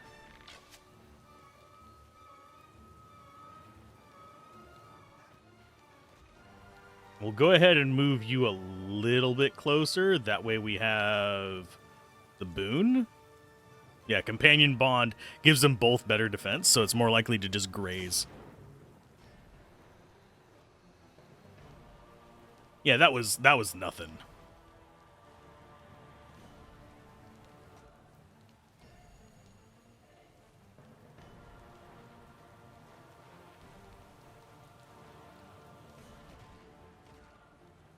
There you go. Yeah, and we can just sit here and pound on him. Pretty much all we want. You... Oh, pushing the dog is fine. I think we currently, yeah, we have frightened for 2 rounds, so all we can do is attack.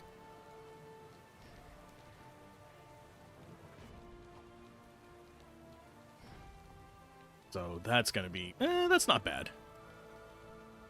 We have plenty of punch to get through this. I need you to push back. I'm going to have to figure out a way to... Oh, that works too. I want him close to Eldrin, just so they both have that benefit.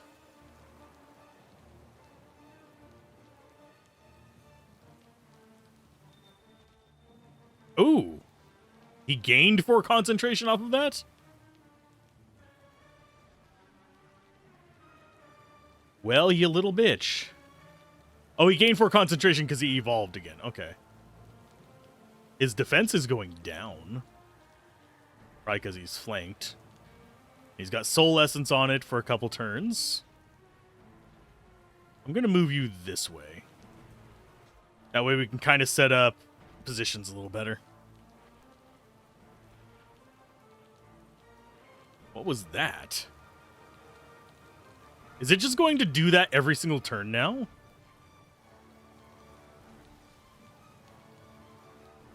Yeah, keep in on him.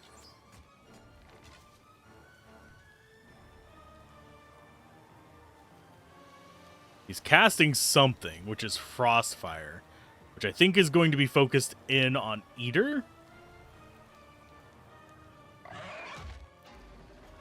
So we just get to chew on him. Oh, we've got Ingwithian guys summoned. Cool.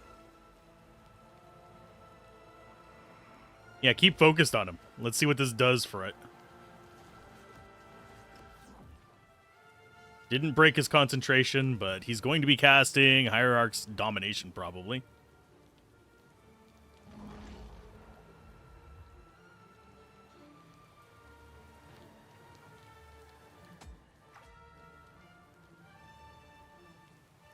Let's go ahead and loop you this way. Oh, you're immobilized. I mean, I can do the little dart out, but... Oh, fuck you, game. How long are you dominated? 2 rounds? She is murderous, so... We're gonna have to just try and deal with it for 2 rounds.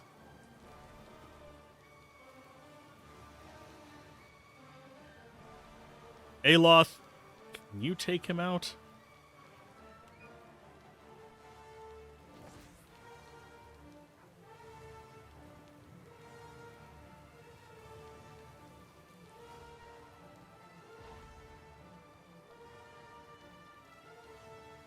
He's casting he's casting Corrosive Strike on either the Phantom or on Aloth, both of which sucks.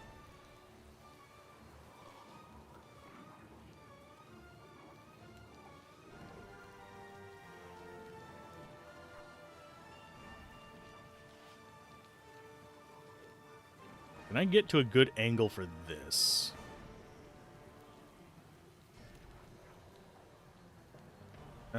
Yes, like that. That's gonna damage Yidwin, but See who she focuses on. Drake, you now have Burnination of the Nation.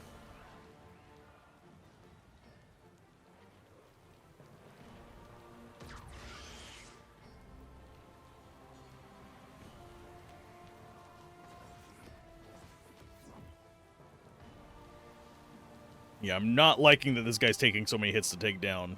It's going to be a problem for us. Oh, is he immune to penetration? No, he's immune to... I'm still wondering what the immunity is that we keep running into with these guys with that. Are they just immune to the spell arbitrarily? Is that what's going on? It says they're immune to piercing. Sorry. I'm having to move this over so I can actually see what's going on there. There we go. Just need to make sure that YouTube doesn't just up and shit itself on me.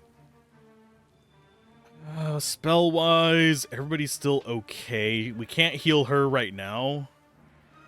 He's fine to heal himself, so I think we just keep harassing.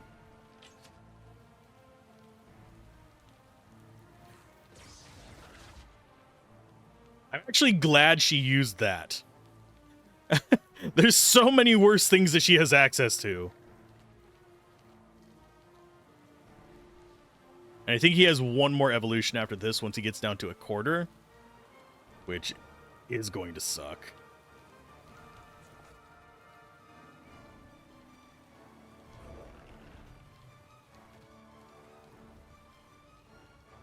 Come on, just attack him.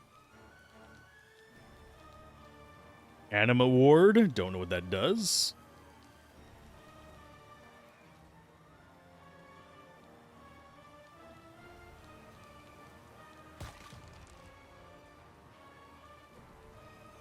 Okay, and Gwethian Hierarch is gone. I think we're going to have another summon. It might be that gets summoned.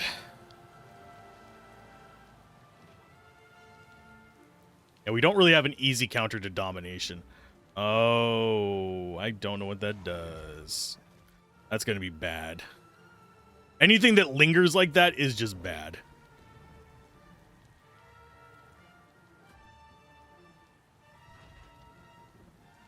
Aloth move?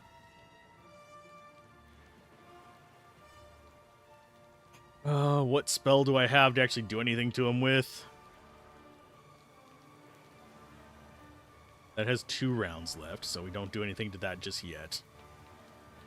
That's immune to corrode, so we can't do anything with that.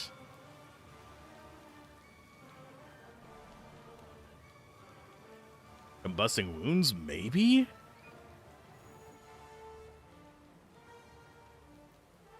Ow. 36 damage, totally threatening.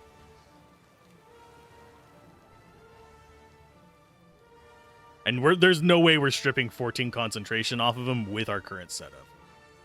It's just not happening.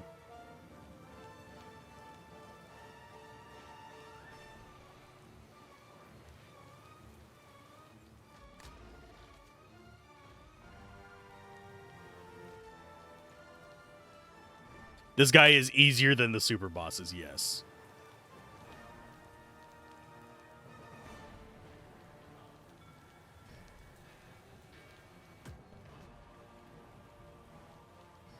Okay, is Combusting Wounds gonna hit? Nope. Never hits nowadays. Kind of irritates me.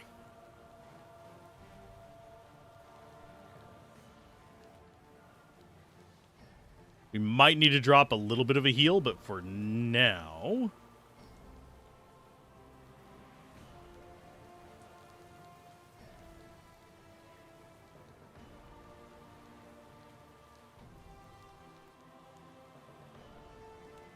Go ahead and pop that again. I think this is our only major fight in here. I could be wrong, though.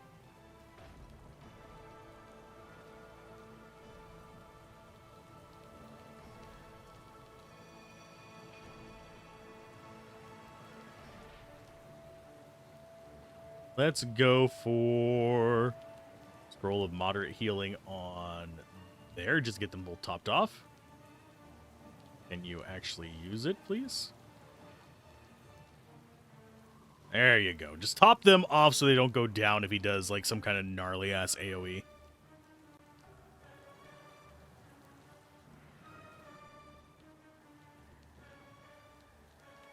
So far, he's kind of put himself in a position where it works to our advantage.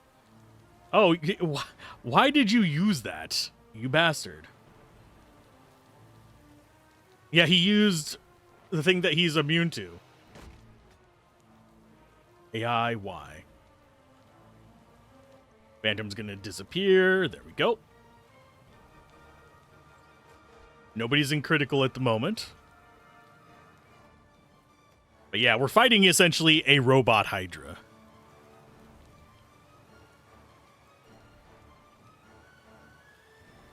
So we do the one attack to get that on there. So that's 2 rounds of Corrosive Soul Essence. That means we throw up Vines next turn.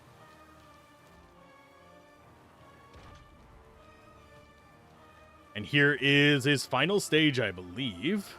Nope, he still has a fart left on that.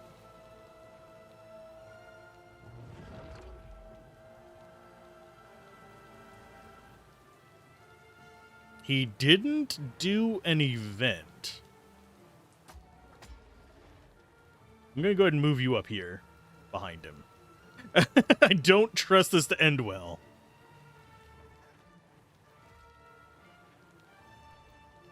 You rotate that way. Can only aggro 3 of us at once, which is good. Aloth gets some tentacles. I said get some tentacles, not walk 1 step out of the range of where I clicked that. Fine. Walk all the way up in there and see what kind of trouble you can get into, just so you can cast this. Thank you.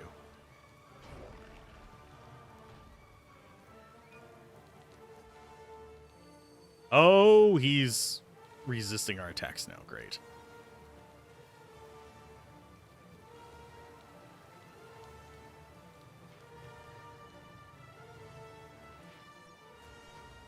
We might want to run up there and do protection thing. Did you just completely whiff on everything? You did. Congratulations. You did what I do. That is an event of some sort. I think that might basically be like our black hole spell.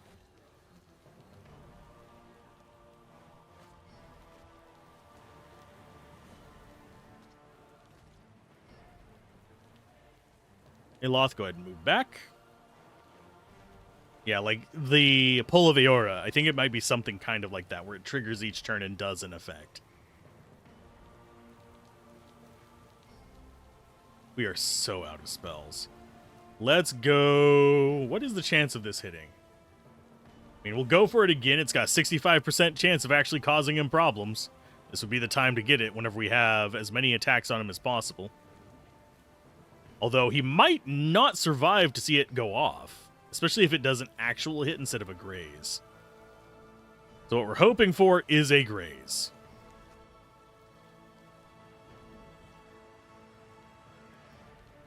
But missed. We stand a decent chance. I thought he had 1 more stage. I thought he got 4 heads eventually. Good job, 4 heads. Don't think this is lethal. He's going to be at like a flashing sliver after this, I think. Yeah, he's got, I think, 10 life, maybe. He died from the tick damage. Cool.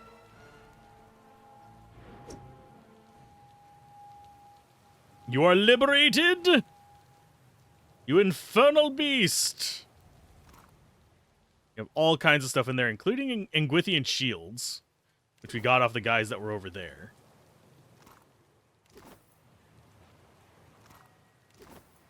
Still getting crafting materials up to the very end. This pile of debris hums with ancient power. So we beat the Guardian. I didn't want to beat the Guardian. Faint echo of soul energy blinks up at you from the depths of the wreckage. So there is a lot going on. And if I remember correctly, there's multiple areas of this place. So I'm going to flash the recording before we dive in. But if I remember correctly, this is not terribly long area after that. Because we've got the Grand Promenade, the Andra Spire, and the Moigueth. And we have to go through here to go to either of those. I don't remember there being anything too awful in here. Because we did it at level 19 the first time I played.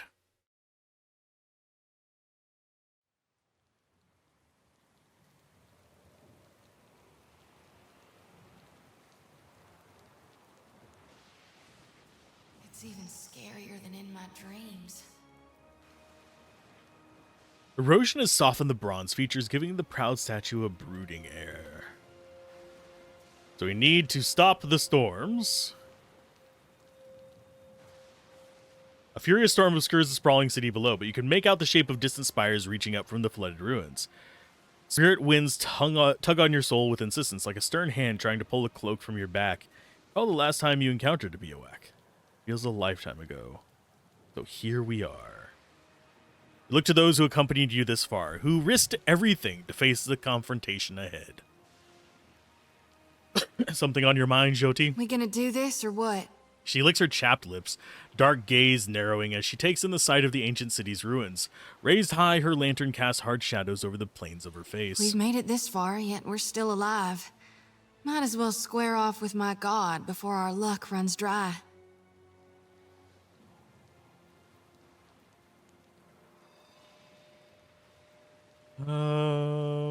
Was it worth it to chase down your god? Reckon it was.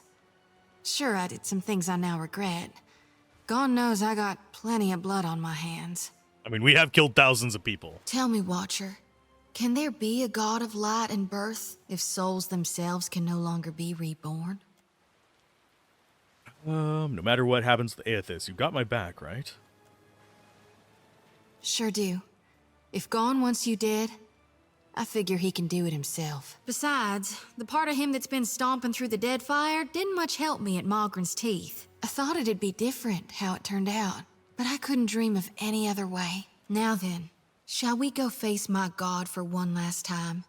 Find out what it is we can or can't do in these end times. Whether we're meant to wither or thrive.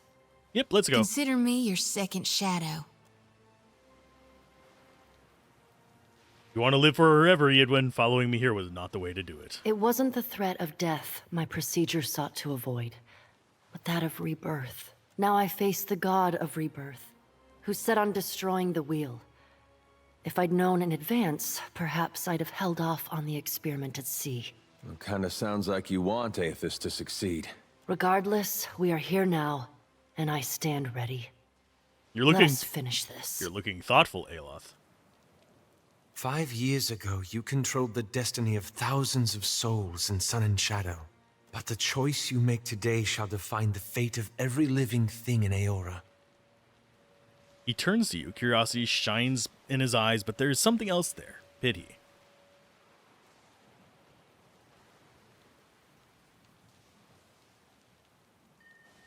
What do you think I should do?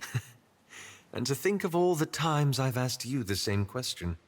I suppose if it were up to me, I'd want to ensure that Kith are free to define their own future. To triumph or fail by our own decisions. But it isn't up to me. I know you'll choose wisely. And no matter what happens, it's been an honor journeying with you. Again. And Eater. Or Adair, sorry. Gaze wanders among glinting archways and half-clapped spires, his mouth agape. Gilded Vale got its name from the way the wheat fields used to look in the sun.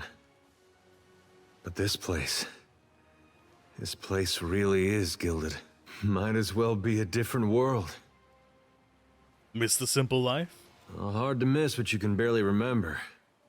All I know is my life took a turn when this world came stomping into mine. These great people got a funny way of passing on.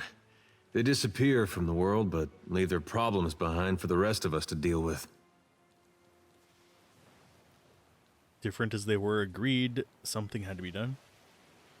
Whatever comes, we're going to see people through. I guess maybe that's one good thing that's come out of this. Well, at least for me. I got something to do with my life that doesn't involve hauling or shoveling. I even got a friend or two out of it. Whole world's about to face the biggest test it ever saw. What Aethys is doing, it's gonna change everything. We may not survive. Kith, I mean. You know, I broke a wheel once too. First thing I thought of when we learned what Aethys was doing. My mom had this spinning wheel, and she loved it. Well, I was playing with it in the way a young child might when his parents are out, and that wheel came right off. It wouldn't go back into place, so I pushed it harder, and pretty soon I'd broken off a spoke. Broke off 3 more trying to fix that. Anyway, I got whipped pretty good for it. That wheel was never the same, even after my dad fixed it. I used to think of the gods as being like parents to all of us. Well, now I know better. They're children, playing while their folks are gone. I think we're as ready as we can be. Let's go. Okay, so we have... I don't think we can go down to Moigwenth yet. I forget where it is that we stop. Yeah, that one just has a... We have to actually do this part over here first. Tiny engraving reads, in the memory of Dumu, Tapua, and Tokima, Nagati's first chosen.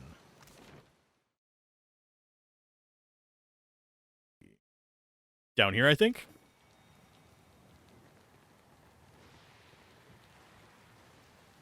Nope. It does seem like the Audra pillars are caused by the infusion of souls rather than by necessarily the land itself. They weren't built in, this was not built into them. They came into this.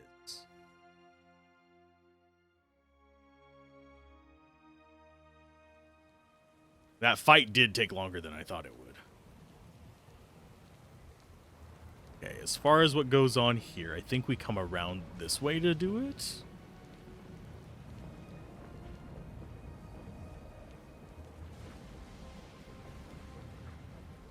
Though the device atop the tower spins in wild, blurring revolutions, the air around it is still and calm. You stand in the eye of the storm, which has cordoned off Andra's mortar from the rest of Aora for thousands of years. You see an antiquated control panel, its levers engaged in positions of activation. A deep percussion shakes the tower by its roots. Somewhere in the obscurity of the storm, Aethys rears back his fist to deliver a mighty blow. The control panel has weathered the millennia better than the rest of the city. A layer of dust covers its elegant glass tubes and engraved copper levers, which appear both intact and fully functional. You grip the largest of the levers and bring it up to its starting position. The vibrations of machinery gradually slows and turbulent winds grow calm. Turn it off, turn it back on again. See what happens. The end of the world as we know it. Why not have fun? The machine controlling the storm winds down. The clattering of its machinery settles into a low whir and then, at last, hiccups to a halt. Beyond the tower, the black, roiling clouds of Andra's mortar roll away from the ancient city of Ukaizo, with only a tired sigh of wind to see them off. And on that last breath of wind, comes to you a familiar sound. The ring of a bell. The bell's ringing is soft, not the clangor and torrent you've grown used to. It calls to your soul, and your soul yearns to follow it. Your soul flees from your body and into the beyond, chasing that sound. It leads you at last to Bareth's realm, to that cold platform and room of endless doors. Watcher, your journey nears its conclusion. The pallid night stands before you, her gaunt face impassive. frightened, Bareth? Or do we go with what will come after this? I think we'll go with I'm frightened. I would think you a fool, were you not? Change unsettles, and not even the gods are immune to fear. Soon you will confront Aethys for what will likely be the final time, and you will do so as the Herald of Bareth, the only creature on the face of Eora to whom he will listen. Remember that. The pallid knight inclines her head to you, black hair hanging lank in her face. She steps back and cedes the floor to Helia with a small, resigned sigh. If Aethys truly intends to go through with his mad plan to destroy the wheel, a generation's worth of souls will be trapped in the in-between. So many would suffer. How can Aethys be so cruel? He cannot just abandon them. Aethys must help the Kith find a quick solution. Abaddon strides forward. Eothas thrust this crisis on the Kith. They did not bring it upon themselves. Their only mistake was in trusting us to watch over them. Who will help them rebuild their world now? Aethys will reveal every secret of the gods. Will Kith be able to change the established order if they have no wonder to inspire them? Aethys must help them resolve this quickly, lest every one of Eora's few remaining mysteries be laid plain.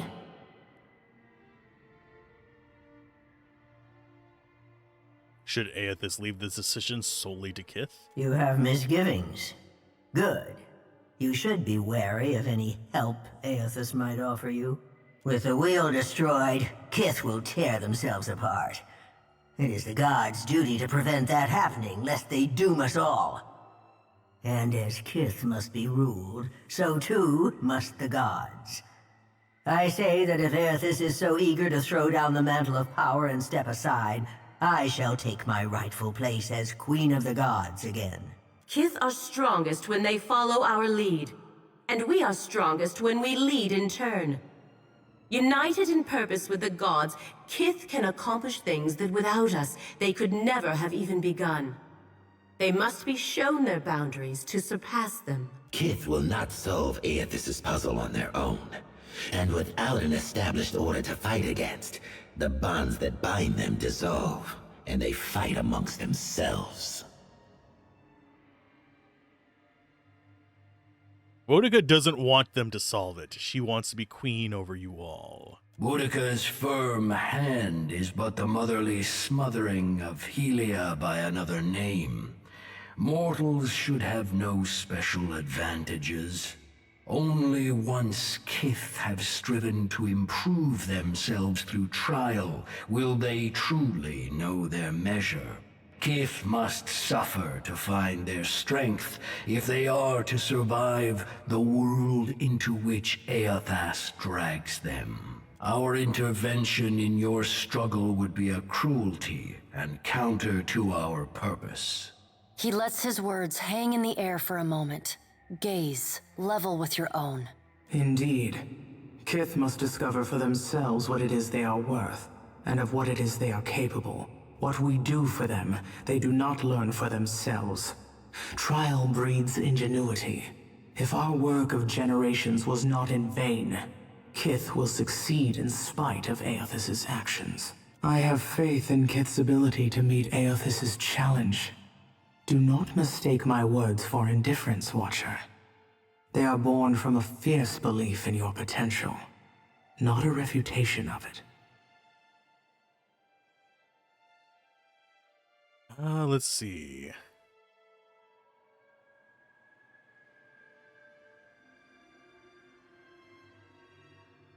Aethys wouldn't do this if he didn't agree with you. Maybe we're not doomed after all. And yet you come to Okaizo alone, with none at your back.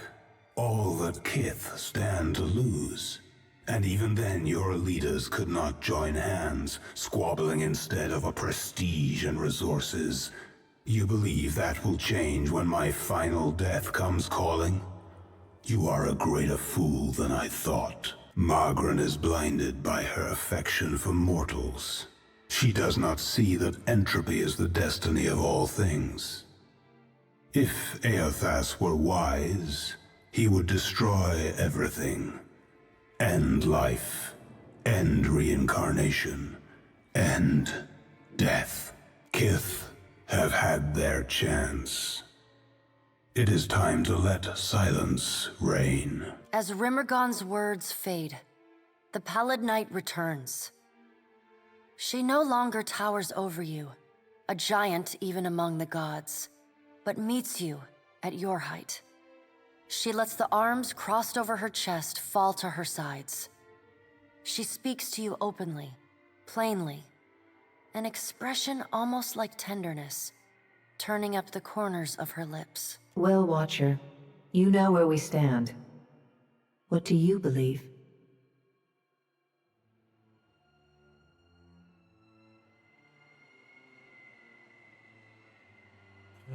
Let's see. True change, lasting change, it demands sacrifice. The coming days will be hard, but will be the better for it. Take care that you do not sacrifice all, Watcher. Only what you must. The things you stand to lose, lives, institutions, beliefs, you may lose for good. Now the time has come for us to part, Watcher. I laid upon you a difficult duty, and you have discharged it well. You will be free of it in time, but not now. You have work to do yet. You are no stranger to hard choices. You killed Theos, and when his soul was laid bare before you, you chose to destroy his memories. You freed him from his past. Remember the strength it took to make that choice, and know that you alone may sway Aethys now. When you stand before him, choose your words carefully. The gods depart one by one in brooding silence. A solitary figure remains perfectly still until the last of her colleagues is out of earshot. Wodica peers down at you, a triumphant grin splitting her weathered features. Bareth is a fool if she thinks I'll let her enjoy the last word. You were trusted with a heavy responsibility, Watcher. Speaking for mortals, and representing their interests in the future to come. Indeed, did my choices teach you anything about us? Instead of working with mortals, you came this far on your own. You rejected compromise, idealism, and the solutions of others. My every suspicion is confirmed. Society needs us. Eora searches for its queen, and finds only an empty throne. I won't disappoint my subjects for long. Before we part, what compelled you to reject every dissenting voice and go your own way?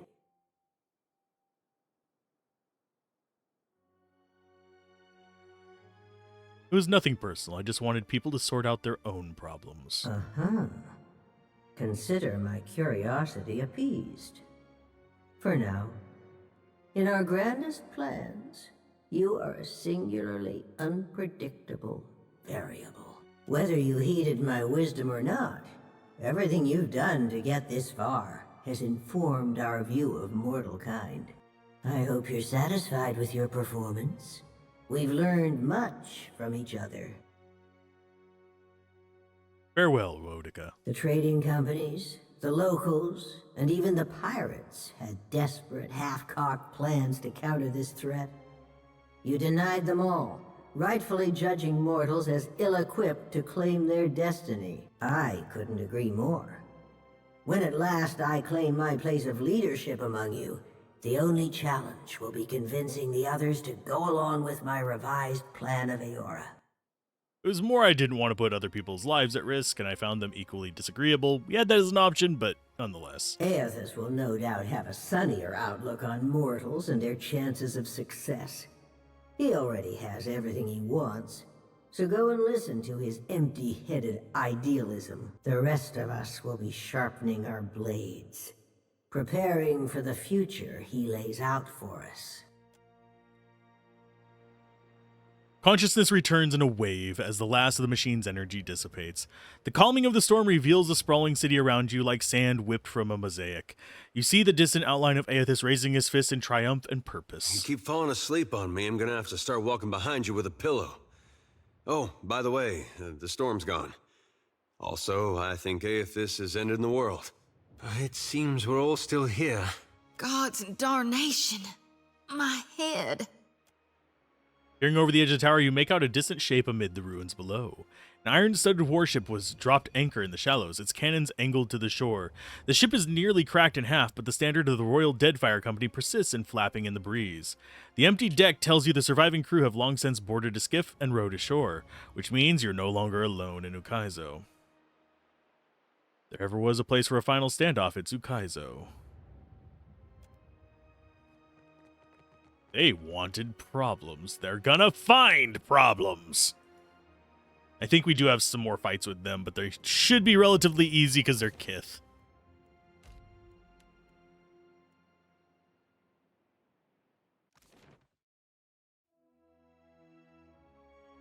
And no, we can't go to Ukaizo Harbor directly. We have to go through the various areas. Hello. Azunui Koru approaches, her weapon drawn, her face bruised and cut, and her uniform torn from the rough journey, but her eyes are clear and focused on you. What everyone else fails to grasp is that Rauatai isn't a storm-tossed spit of land. It's the Kith who stand together there. Ukaizo belongs to us. We've earned it with blood and sweat, and no one shall take it from us now. Rauataians! Defend Ukaizo! Easy enough.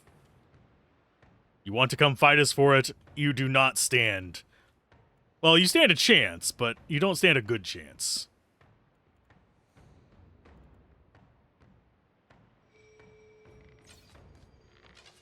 Because we are much stronger than we were before.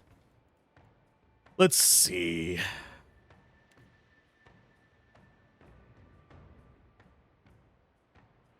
Eldrin is the only... Well, Idwin will get to move forward. So what we can do is... There?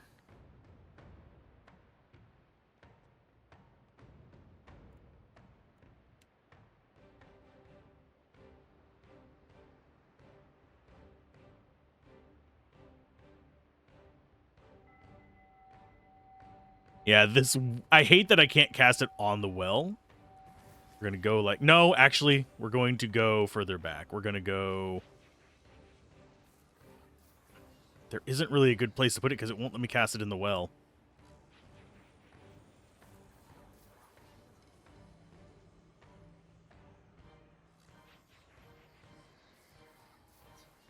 I think that's still the best place.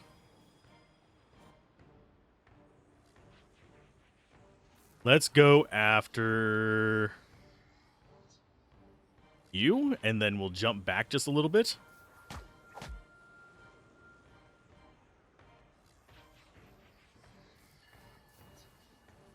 And that should miss her.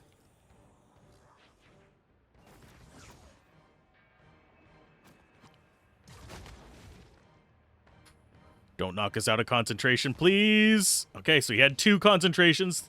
If it knocks a third out, we might have a problem. Eldrin, get up there and do some protection.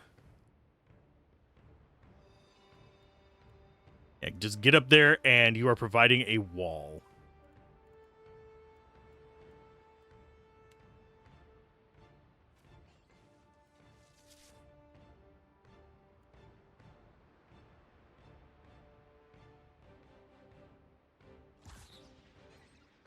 He might not get hit from it. I think they will because they just cast a spell and decided not to move. Marius, get up here and get in his face. We're just trying to build a kind of blocking point against them. Eater, get up here and take them out.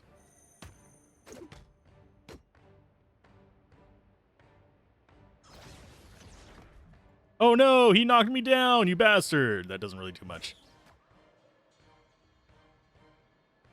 Dampener is going to get rid of any kind of enchantments we have us, which is not going to do anything to us. Wow, that hit absolutely nothing. I really wish those indicators were a little bit more accurate. Okay, time to kill things.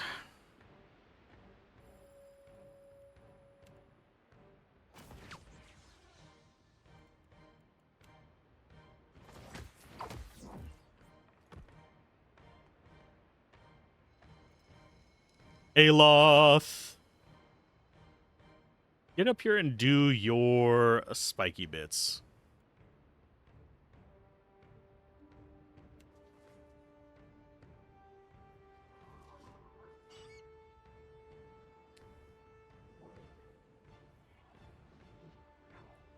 Marius, you go ahead and get in on them, cause some problems. Actually want you on this one.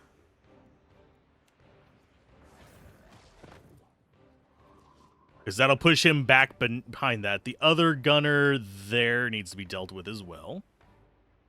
Wow, that was totally not appropriate there, but fine. Stab this guy, I guess.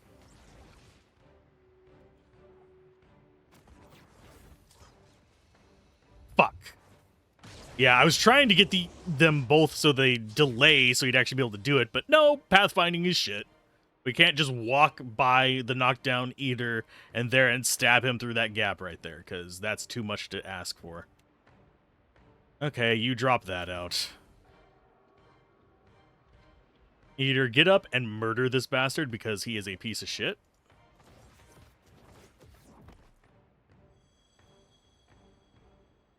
And we'll have Aloth cast his thing again. Because they are very focused in on him. Let's try this again.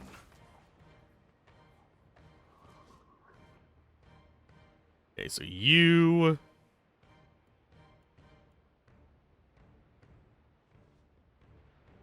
get that off before the gunner. Now let's actually go just shut down the Gunhawk. It is the biggest threat here as far as like what we need to stop, so just die.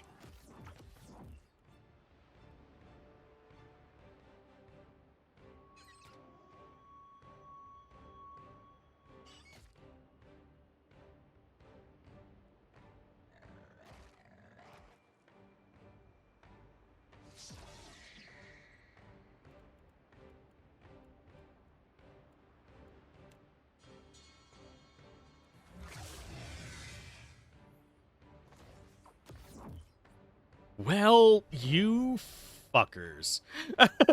They are just really controlling me way better than I thought they would in all of this. And Eldrin is missing arbitrarily. What did he roll there? A 9. Fine. So stupid. Anyway, this is not a hard fight. I would just rather have it go faster than the interrupted nonsense they're doing right now. Frankly, them interrupting me is just delaying the inevitable, which is just annoying.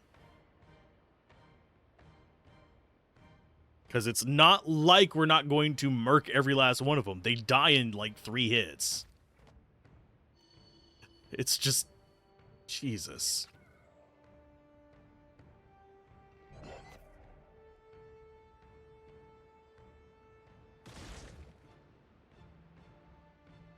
Go ahead and shoot that guy. And now he dies. That's the one that kept interrupting. And they have plenty of stuns, apparently, so...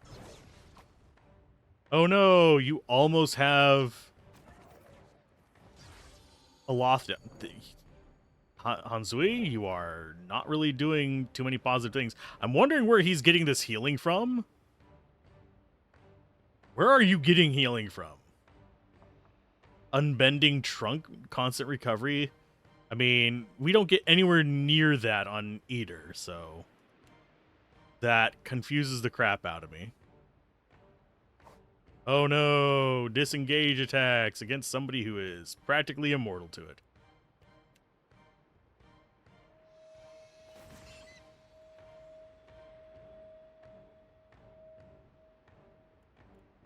Let's go for the smack here. That sends it through them to get the Hawk and the other soldier. Aloth, can you actually cast any spells? That's... okay, the Hawks can't interrupt him, so that's a plus. They just do a single attack. It's not that scary.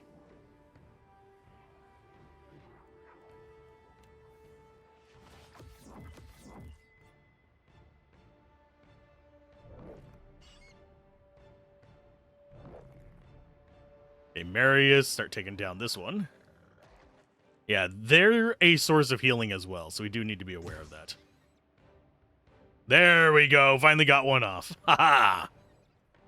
Works for me.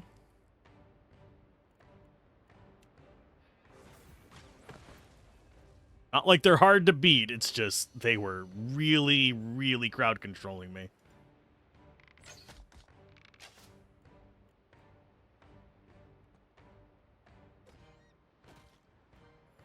And Yidwin, you should be able to kill them. I guess not. I underestimated their life pools.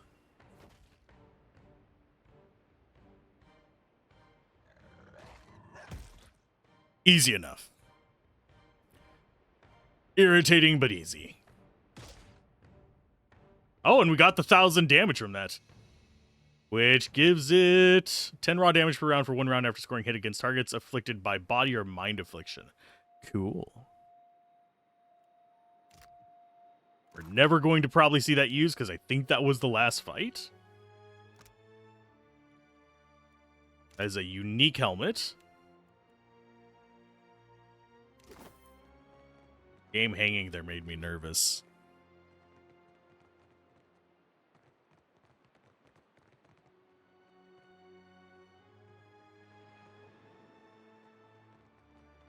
The fact that we've had multiple hangs now, we should be fine. We had that crash earlier that's making me anxious. I think we really do just talk to Aethys next. I don't think there's any more fights. Unless I am forgetting some. You descend into the ancient winding streets of Ukaizo. Battered by storms for thousands of years, the ruins bear the marks of their role as the lone witnesses of the god's great secret at the center of the city. The houses and boulevards are pierced by great spears of luminous Audra. There are no ashen bodies, no birds, no sign or sound of any life. But with every step, the rhythmic pounding in the distance draws nearer. Soon, you can feel the vibration traveling up your spine. As you approach the center of the city, the weathered architecture gives way to more luminous Audra, piercing the ruins, eventually overtaking them entirely. Cresting the top of a fallen tower, you finally get a clear view of Aethys. He stands, legs astride, next to a great stone monument ringed with 11 cavernous alcoves. All but 3 hold a gargantuan skeleton, bones scrubbed clean by the city's storms. An immense Anguithan machine floats above the monument, suspended by invisible energy emanating from a well of light beneath it. Great brass rings spin around a core of metal and Audra at the machine's center. Periodically, Aethys's massive arms swing back. The movement alone is enough to draw great gusts of wind toward him. When they come down on the machine, the impacts are accompanied by eruptions of electricity, fire, and smoke. The hundreds of luminous Audra pillars across Ukaizo sympathetically dim in a rippling wave that spreads out from the machine. The only safe route to the god is a steep ascent along a monstrous pillar of luminous Audra. Intertwined with fragments of Ukaizo's ruins that it has carried through the centuries, the pillar bends in a long arc, towering above the machine. The pillar levels out near Aethys's head, a silent observer to the destruction of the machine it has grown beside over thousands of years. You weave your way along a treacherous rain-slicked path up the pillar's skyward side. As you arrive at the top, you catch Aethys's attention. Fist pulled back, he pauses to observe you. With the same gentleness he showed at Ashen Maw, he lowers his arm and turns toward you. Hello, Aethys. We came to give you a hug. It's strange to see Ukaizo in this way. It may be hard to picture, But this city was once full of life. The Huana, yes, but also kith from many other cultures. Great hanging trees shadowed these boulevards. Gardens sprawled across the open rooftops. Each spring, a festival procession would wind its way from the hillside into this valley. The celebrants would pass through a steep walk among the stalls of foreign merchants, flowers falling upon them from all sides. All people of all nations, together in a celebration of new life. Such was the power and beauty of lost Ukaizo.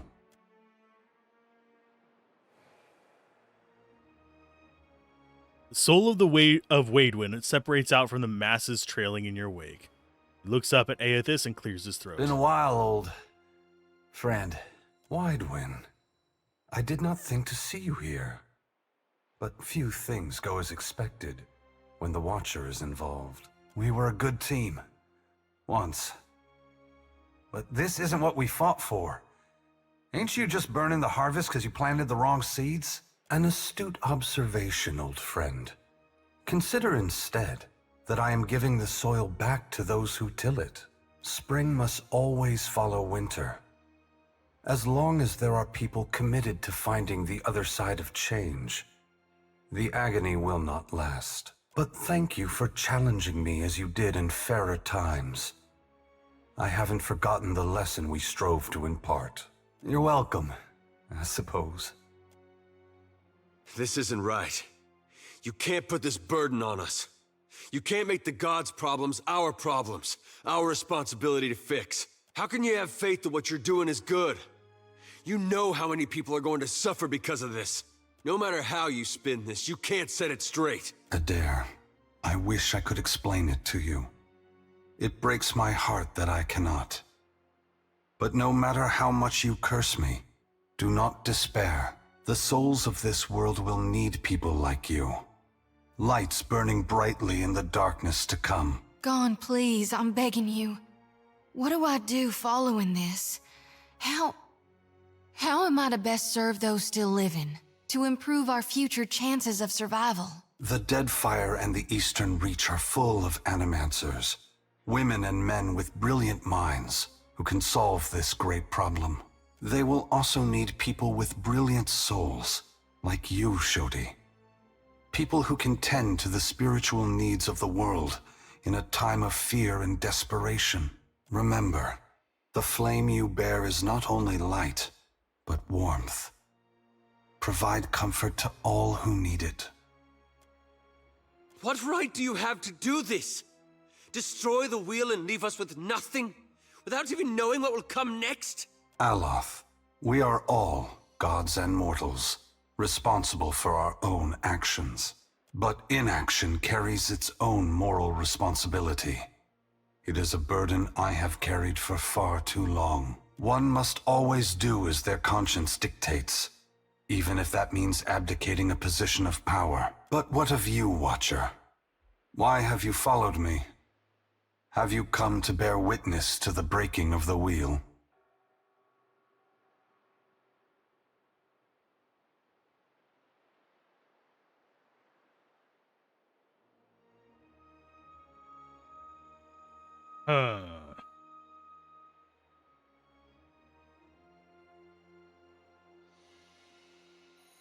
This is actually a tough decision because if I remember correctly, on my first playthrough, there was an issue where I thought I was talking towards one ending, but got a different one. Because it kind of does the little thing of spinning slightly sideways. This happens a lot in multiple choice dialogue trees as well, in various games. Mass Effect is another bad one about it. Not that Mass Effect is bad, it's just there. That's just one of the things that can throw it off a little bit. Unless they have a strong leader. Yeah, I think after you're gone, the gods will go to war with each other and with mortals unless they have a strong leader. And you believe I should give my strength to one of them? I am certain Woodica has convinced you of this course. Why do you believe I should give this power, which we have used so irresponsibly for so long, to any of them.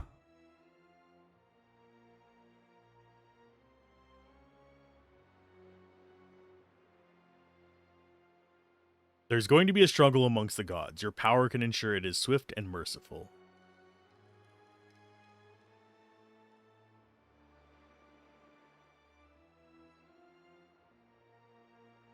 Though I hope my brothers and sisters would not do so, history has shown that this chaos may very well move them to war. You have convinced me, Watcher.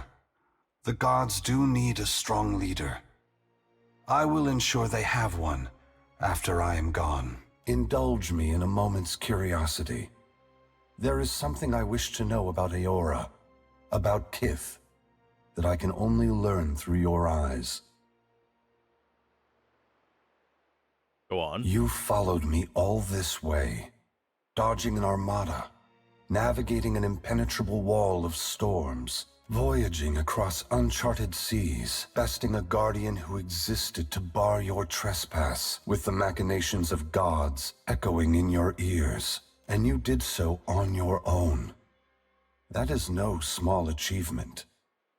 Kith across Eora will hear the tale of it, and look to you with awe. I believe that mortals possess the strength to collaborate and shape a future of their own design. Not all of my brothers and sisters agree.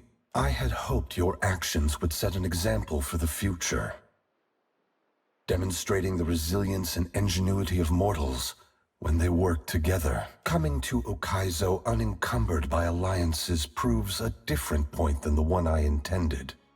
But it is a valuable one all the same. What inspired your decision, Watcher? Did the choice echo your foundational beliefs?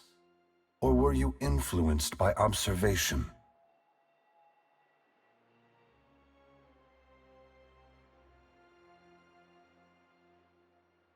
None of these are what I would say, but I think I go with one. Mortals couldn't work through their petty differences. I didn't have time to wait for them to see reason. I thank you for your perspective. Yours is not the only opinion that concerns me. But for the moment, it offers much to consider. All I ever wanted for mortals was growth, transformation. Once, my brothers and sisters shared this goal. Some have forgotten themselves, giving in to fatalism or tyranny. Others have succumbed to apathy. It brings me great sorrow that crisis is the only way to set the future in motion. Would that I could pass the responsibility of heralding your darkest hour to another. I kind of wish we could choose which god he kind of puts in charge. You shirked the aid of others and came this far alone. But I think you'll find that the future is built on trust, cooperation, and understanding among Kith. My turn to ask the questions. Ask. You are entitled to any answer that is mine to give. What happens after the wheel breaks? The great work of the Ingwithans falls to ruin. Reincarnation as we know it will end. Souls which currently await new life in the beyond will be born into the world as normal. But their numbers will not replenish. Anything that dies will tarry in the void of the in-between, awaiting the motion of a wheel that no longer turns. Once the beyond has emptied, every birth will be hollow-born. Other maladies of the soul may follow, and plague those who linger in life. Unless mortals work together to carve a new path, the essence of life will be trapped in the netherworld. Gods will starve. Eora will grow silent and cold. How long until Eora is devoid of all life? A generation or more. That much essence is already poised to flow into Eora. But unlike an hourglass, no amount of turning will compel the sand to reverse its course. Should you choose, you could lay down your burden and trust in your children's children to set matters right. That depends entirely on you. By your reckoning, there are still good years to come. By ours, time is short. Why won't reincarnation just go back to how it was before the wheel? When we tamed the cycle of reincarnation, we broke what had once functioned naturally and without intervention. The flow of essence will not normalize on its own. Essence will simply pool in the void of the in-between, never passing through Adra networks to the beyond. The dead will be left to wander in darkness, confusion, and sorrow.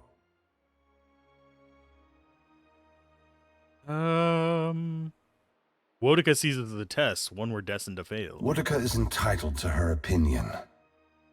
If the intent of this test is to justify an uprising to come, that is more worrisome. The other gods must decide for themselves if mortals are ready to dictate their future. Should Wodika's tyranny prove the only alternative, mortals must prepare for a terrible conflict. Your perspective bridges eternity, Watcher. Many will look to you to mediate differences that could shake the very foundations of Aora. You've had millennia to do this, why now? For several reasons. My strength was diminished after the Godhammer bomb, and assuming this form took incredible effort. With so many vying for control of the Deadfire, I also saw a ripe opportunity for mortals to cast aside their differences and stand together as one. They have never been more powerful, more capable. Because of this, the gods must justify their importance or be proven obsolete. Mortals aren't the only ones in jeopardy. What you're doing threatens the gods. Yes. They must work toward a solution or perish. If that task is beyond their skill, then they no longer deserve their position. I would have them justify their right to lead. That could mean swallowing their pride and hearkening to the wisdom of mortals. Some, I expect, will perform better than others. How can anyone trust the gods after what you've done? No one is worthy of unconditional trust. If you feel the gods are beyond forgiveness, then they don't deserve your obedience. Make your future one that doesn't require them. Should you choose to accept the gods, I hope that you temper your faith with skepticism. I haven't forgiven you for Cade Nua. I apologize, Watcher. There is nothing I can do to restore the glory of your hard-won and poorly situated estate. What happened to Cadnua was not personal in nature. I would have occupied the statue even if it was buried beneath Defiance Bay. Given your perseverance, I know that a second home cannot be distant in your future. You have only to seek it out. I must attend to my final work now. I cannot delay any longer. You have carried a heavy burden across the Deadfire, Watcher. Before I go, I would rid you of it. No sooner have Aethys' words entered your mind than you hear one final dissonant ring of the chime within you, then silence. The knot that formed when the pallid night first addressed you in the beyond is now gone. You are free now, as free as any of us can be. Many will come to you for help in the years ahead. Animancers, priests, even the gods themselves. I have great hope for you, but always remember that your future is for you to decide. Use your freedom well. Aethys squares himself to the machine. As you move to a safe distance, he draws his fists back and resumes his assault. The blows rain down with increased fervor, but the machine perseveres in spite of his efforts. Spreading his arms wide, Aethys draws power from the luminous Adra clustered around the valley. The energy courses through his body, limbs overflowing with intense light and waves of heat. He returns to his task, each strike bringing with it the sound of cracking stone and twisting metal, the flickering of luminous Adra across Ukaizo. As the ancient machine finally begins to succumb to his strength, so too does Aethys' body, built to withstand the passage of thousands of years. The great Adra statue has finally been pushed beyond its limits. Cracks appear along the hands, then race up the arms. Aethys does not slow his assault, but continues unabated. Its brass rings twisted, The machine spins erratically but withstands the relentless barrage. Aethys stands astride it and pummels the base of the machine. Soul energy begins to flare out from the machine's heart, warping the air with the intense heat. Aethys drives his right fist into the machine's center, the core of metal and Audra. The god lets out a deafening shout, something between a cry of anguish and a roar of exultation. You see Aethys' arm shatter upward from his hand through his elbow. A flash of light and heat bursts from the core, accompanied by a cacophony of destruction.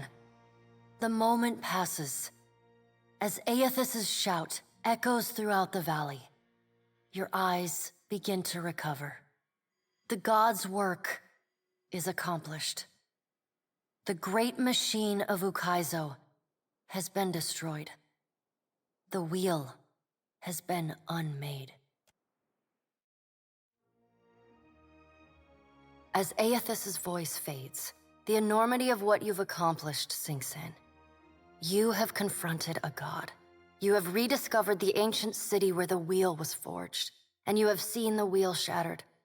What comes next is uncertain, but already the legend spreads of the Watcher, who survived Andra's mortar and stood toe-to-toe with Aethys.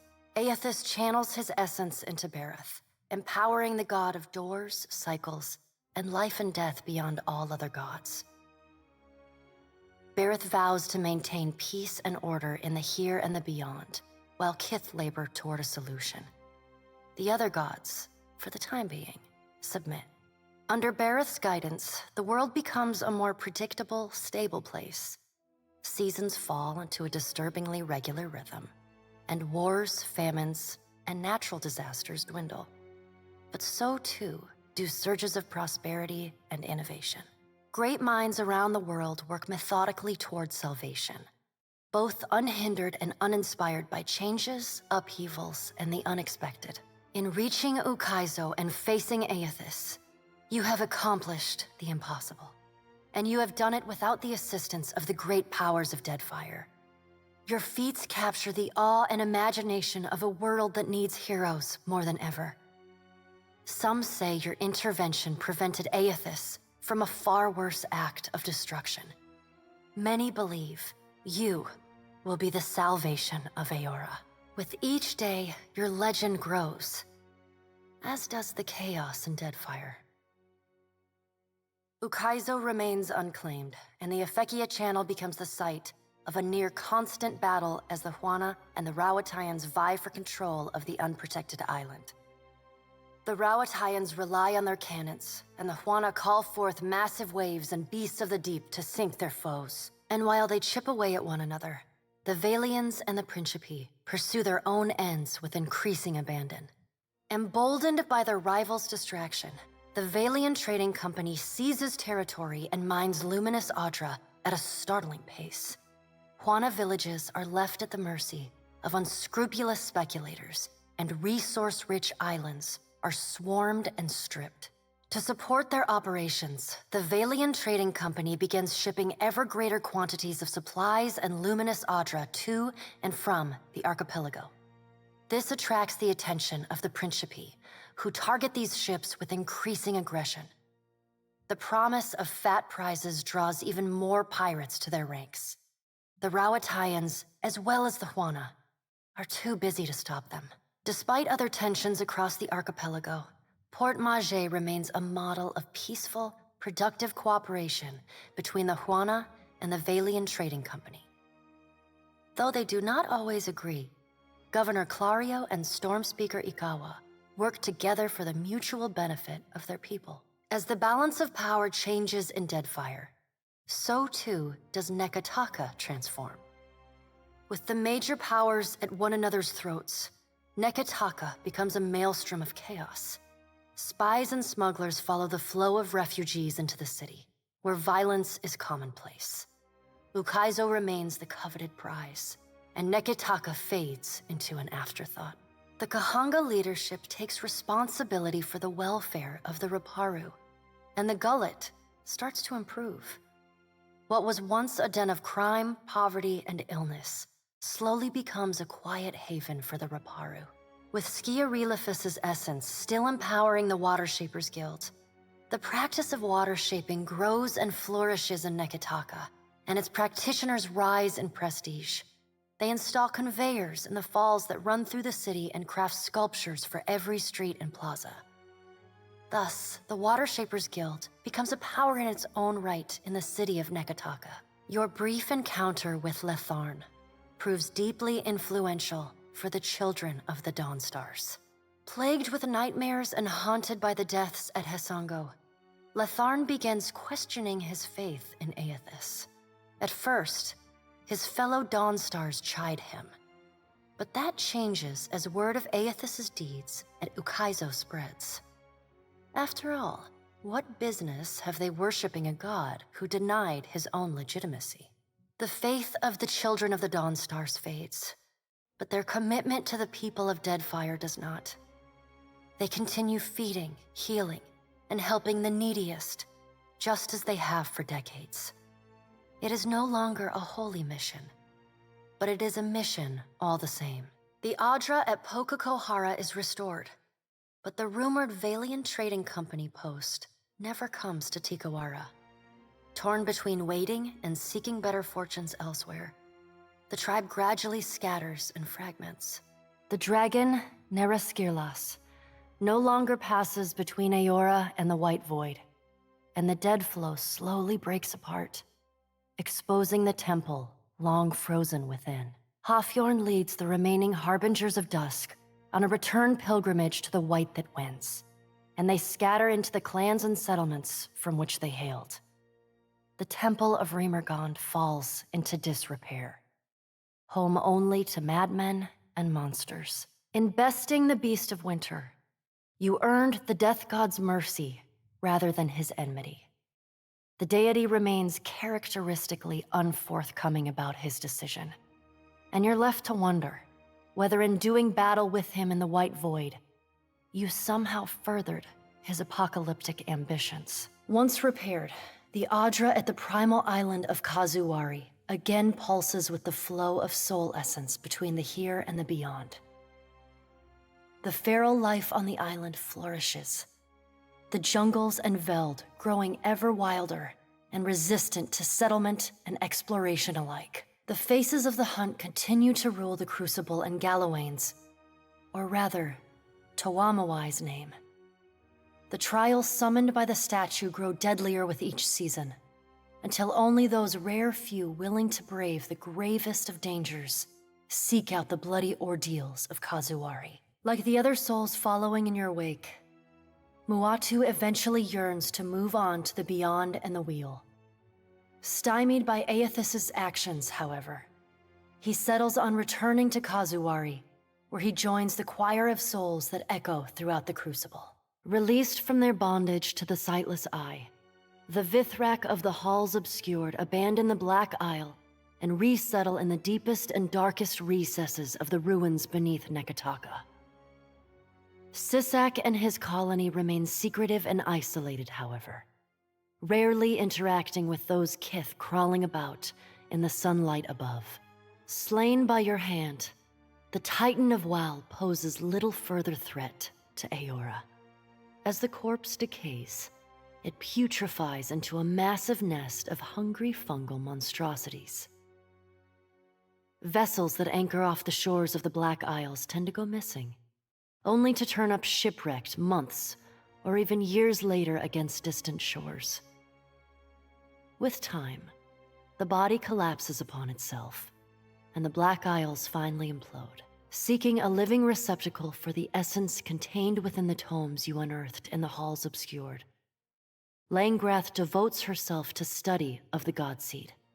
She occasionally contacts you, usually on Dragonback, to solicit your expertise and advice. Her progress with the ancient Anguithan device remains steady, if excruciatingly slow. Though your adventures alter the destiny of Aora and the balance of power in Deadfire, they also leave a lasting mark on those who travel at your side. Your companions find themselves changed, in ways both big and small. Adair returns to Hisongo, where he reunites with Byrne, the son of his former lover, Alava. The boy takes heart in Adair's account that Aethys and all the other gods were false, petty, and unworthy of the love of Kith. Realizing how close he came to dying for this cause, Byrne finds renewed purpose in working alongside his uncle to repair the many scars left upon Deadfire by the gods. Under Adair's guidance, Byrne grows into the kind of irreverent, stubborn hothead that would have made his mother proud. And Adair visits her gravesite, often to tell her so. Shodi is not a priestess who understands the meaning of subtlety. As such, she makes her girlish crush on Adair painfully obvious from the moment she first sets eyes on the strapping fighter. Early in your travels, Adair appears discomforted by her persistent flirting. He often grimaces when she sidles up to him, and he takes endless pains to keep their conversations terse and to the point. But after a little smoothing on your part to nudge them in the right direction, Adair makes an effort to view Shodi with an open mind. And Shodi begins teasing the veteran fighter in a more companionable and less amorous manner. After saving each other's hides a couple times and sharing more than a few laughs, the two form an easy, and you suspect, lifelong friendship. Seemingly lit with an inner glow, Shodi takes to a new life of mission work with gusto. She still is committed to shepherding souls forgone, but having realigned her goals with that of her fellow Dawn Stars, she now endeavors to help the living as much as the dead. As you travel the Deadfire, you find her sleeping better and laughing more often. When the time comes for her to return to her temple in Neketaka, it's with a clear wistfulness and much lip-biting on her part. She leaves you with her sickle and a hastily scrawled note. It reads, "A keepsake from a path once walked. Remember me, Watcher, for I will forever dream of you." Though the two of you no longer travel together, Shodi holds fast to the memory of you in her heart, remaining your fierce and doting girlfriend, faithful even in her absence. You receive a missive for every day apart, though they often arrive in a single bundle some weeks or months past. In them, she writes of how she misses you, how you are like a fire that burns inside her, how one day surely you will be reunited again. Until then, she prays for your safety as she continues to labor in service to Gon. Aloth renews his commitment to destroying the Leaden Key. With the wheel broken, loosening the god's stranglehold on Kith is more urgent than ever. It is a lofty goal, and one he does not expect to finish in his lifetime. But if there's one thing he's learned from the Watcher, it's that a single person can change the world. You let Rimaro go, and the former pirate ostensibly set sail for the trade lanes of the Eastern Reach, the Edier Empire, Old Valia, and the Republics. For the remainder of your time together, Seraphon seems, if not exactly happy, at least contented with the outcome of your confrontation with his former mentor at Sayuka. When he leaves, he does so with little fanfare. Nothing but a roughly scrawled note slipped under your door. "Be seeing you, Cap." You hear of Seraphon from time to time, in rumors and sea tales. He prowls the Deadfire, a brutally efficient killer, never long for any ship and never close to any crew. Pleased with the Navy's conduct throughout the Deadfire campaign, Maya returns to active duty. She can find a free drink and a sharp salute anywhere she goes in Rauatayan territory. In recognition of her performance, the Navy attempts to give Maya less strenuous work. She flatly refuses, throwing herself into the fray whenever she can. Her rifle never has time to cool. She looks forward to seeing her brother again. So does Ashiza. Takehu distances himself from the problems of the Deadfire, giving the tribes a reprieve from godlike omens. And Gati's silence speaks volumes. The Huana grow to rely on each other, paving a new way forward divorced from their traditions. Soon after he departs Nekataka, distant tribes report of unusual and salacious water sculptures appearing on the shores. These quaint visitations are widely celebrated. The identity of the artist, ever an open question. He bids you farewell, suggesting that you seek your next adventure in a brothel or tavern, where consequences begin and end at the front door. He sounds eager to leave old conflicts in the past. Your pursuit of Aethys and your journey to Ukaizo signal the end of forces that have shaped the lives of Kith and the course of nations. The cycle of reincarnation has been broken. The storms of Andra's mortar have calmed. Yet each ending promises a new beginning.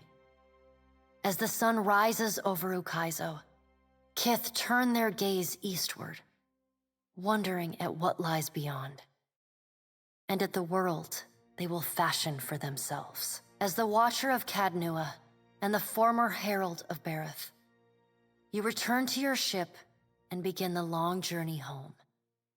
You hope for calm weather.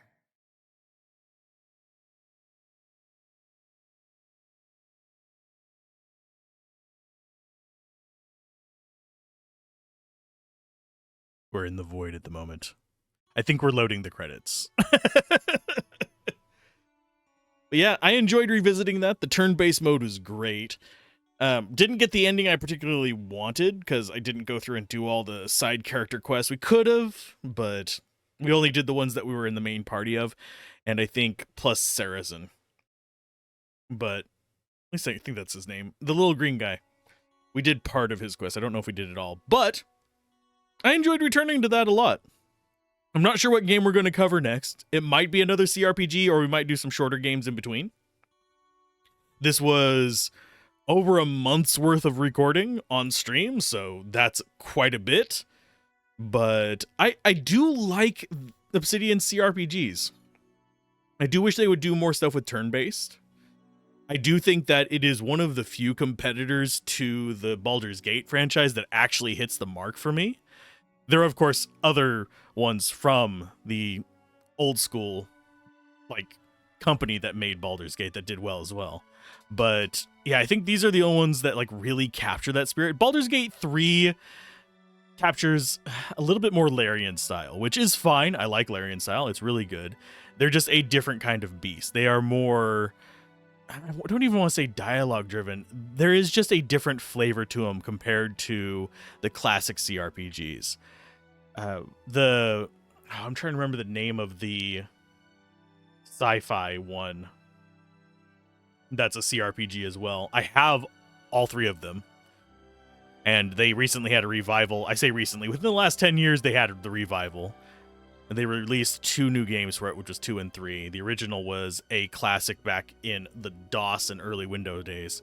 But yeah, I miss playing games like this, where there's a decent enough story you can fail, but still finish the game. We did that in a few cases in this.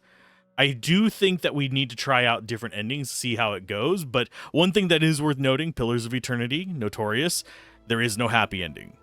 I don't think there is necessarily a good ending that you can get. I haven't seen all of them, but I seem to remember that being a thing that most people who have played these for hundreds of hours more than me mention. There are a number of side quests we could do that could possibly change the ending slightly, but it's mostly character side quests or accepting one of the factions to lead us in. Generally, I think none of them are good, but it's fine. And yes, you can see Critical Roles credited on there, and we have plenty of casting additions in there, additional voice direction from Taliesin, Jaffe, and all of them. I forget if that was at release or if they added them later, but you can see just how much this loads in there. Just like the different voice actors. I am slightly curious to see who does each role, so I'm going to let that scroll past so we can go back and look at that after the fact. But I had fun with this, and we did reach 3.5 hours today. That's not enough time to do a whole other game of something, because usually those are 1 hour, the variety hour things. So I'm probably going to call it a stream there. We are going to raid out to somebody, I think. Unless nobody's on. Yeah, nobody I feel comfortable raiding is on. It's all people a lot bigger than me. Oh, although there are 5 of you, I should probably raid out to somebody. Let's go ahead and raid out to somebody who doesn't mind my thing being muted there. Actually, Lawlash is doing Factorio. Let's go ahead and raid him. He's part of the group that you might know, Wanderbots. He's the one kind of with them. So let's go ahead and do that.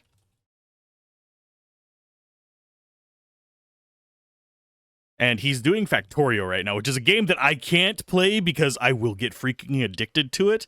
It's like Oxygen Not Included, where it's just, oh, I need to finish one more thing. So let's go ahead and send it off. He appears he's like fighting some things right now. So I will see you guys next time. Keep gaming, have fun, peace out. This has been Alzorath. Bye.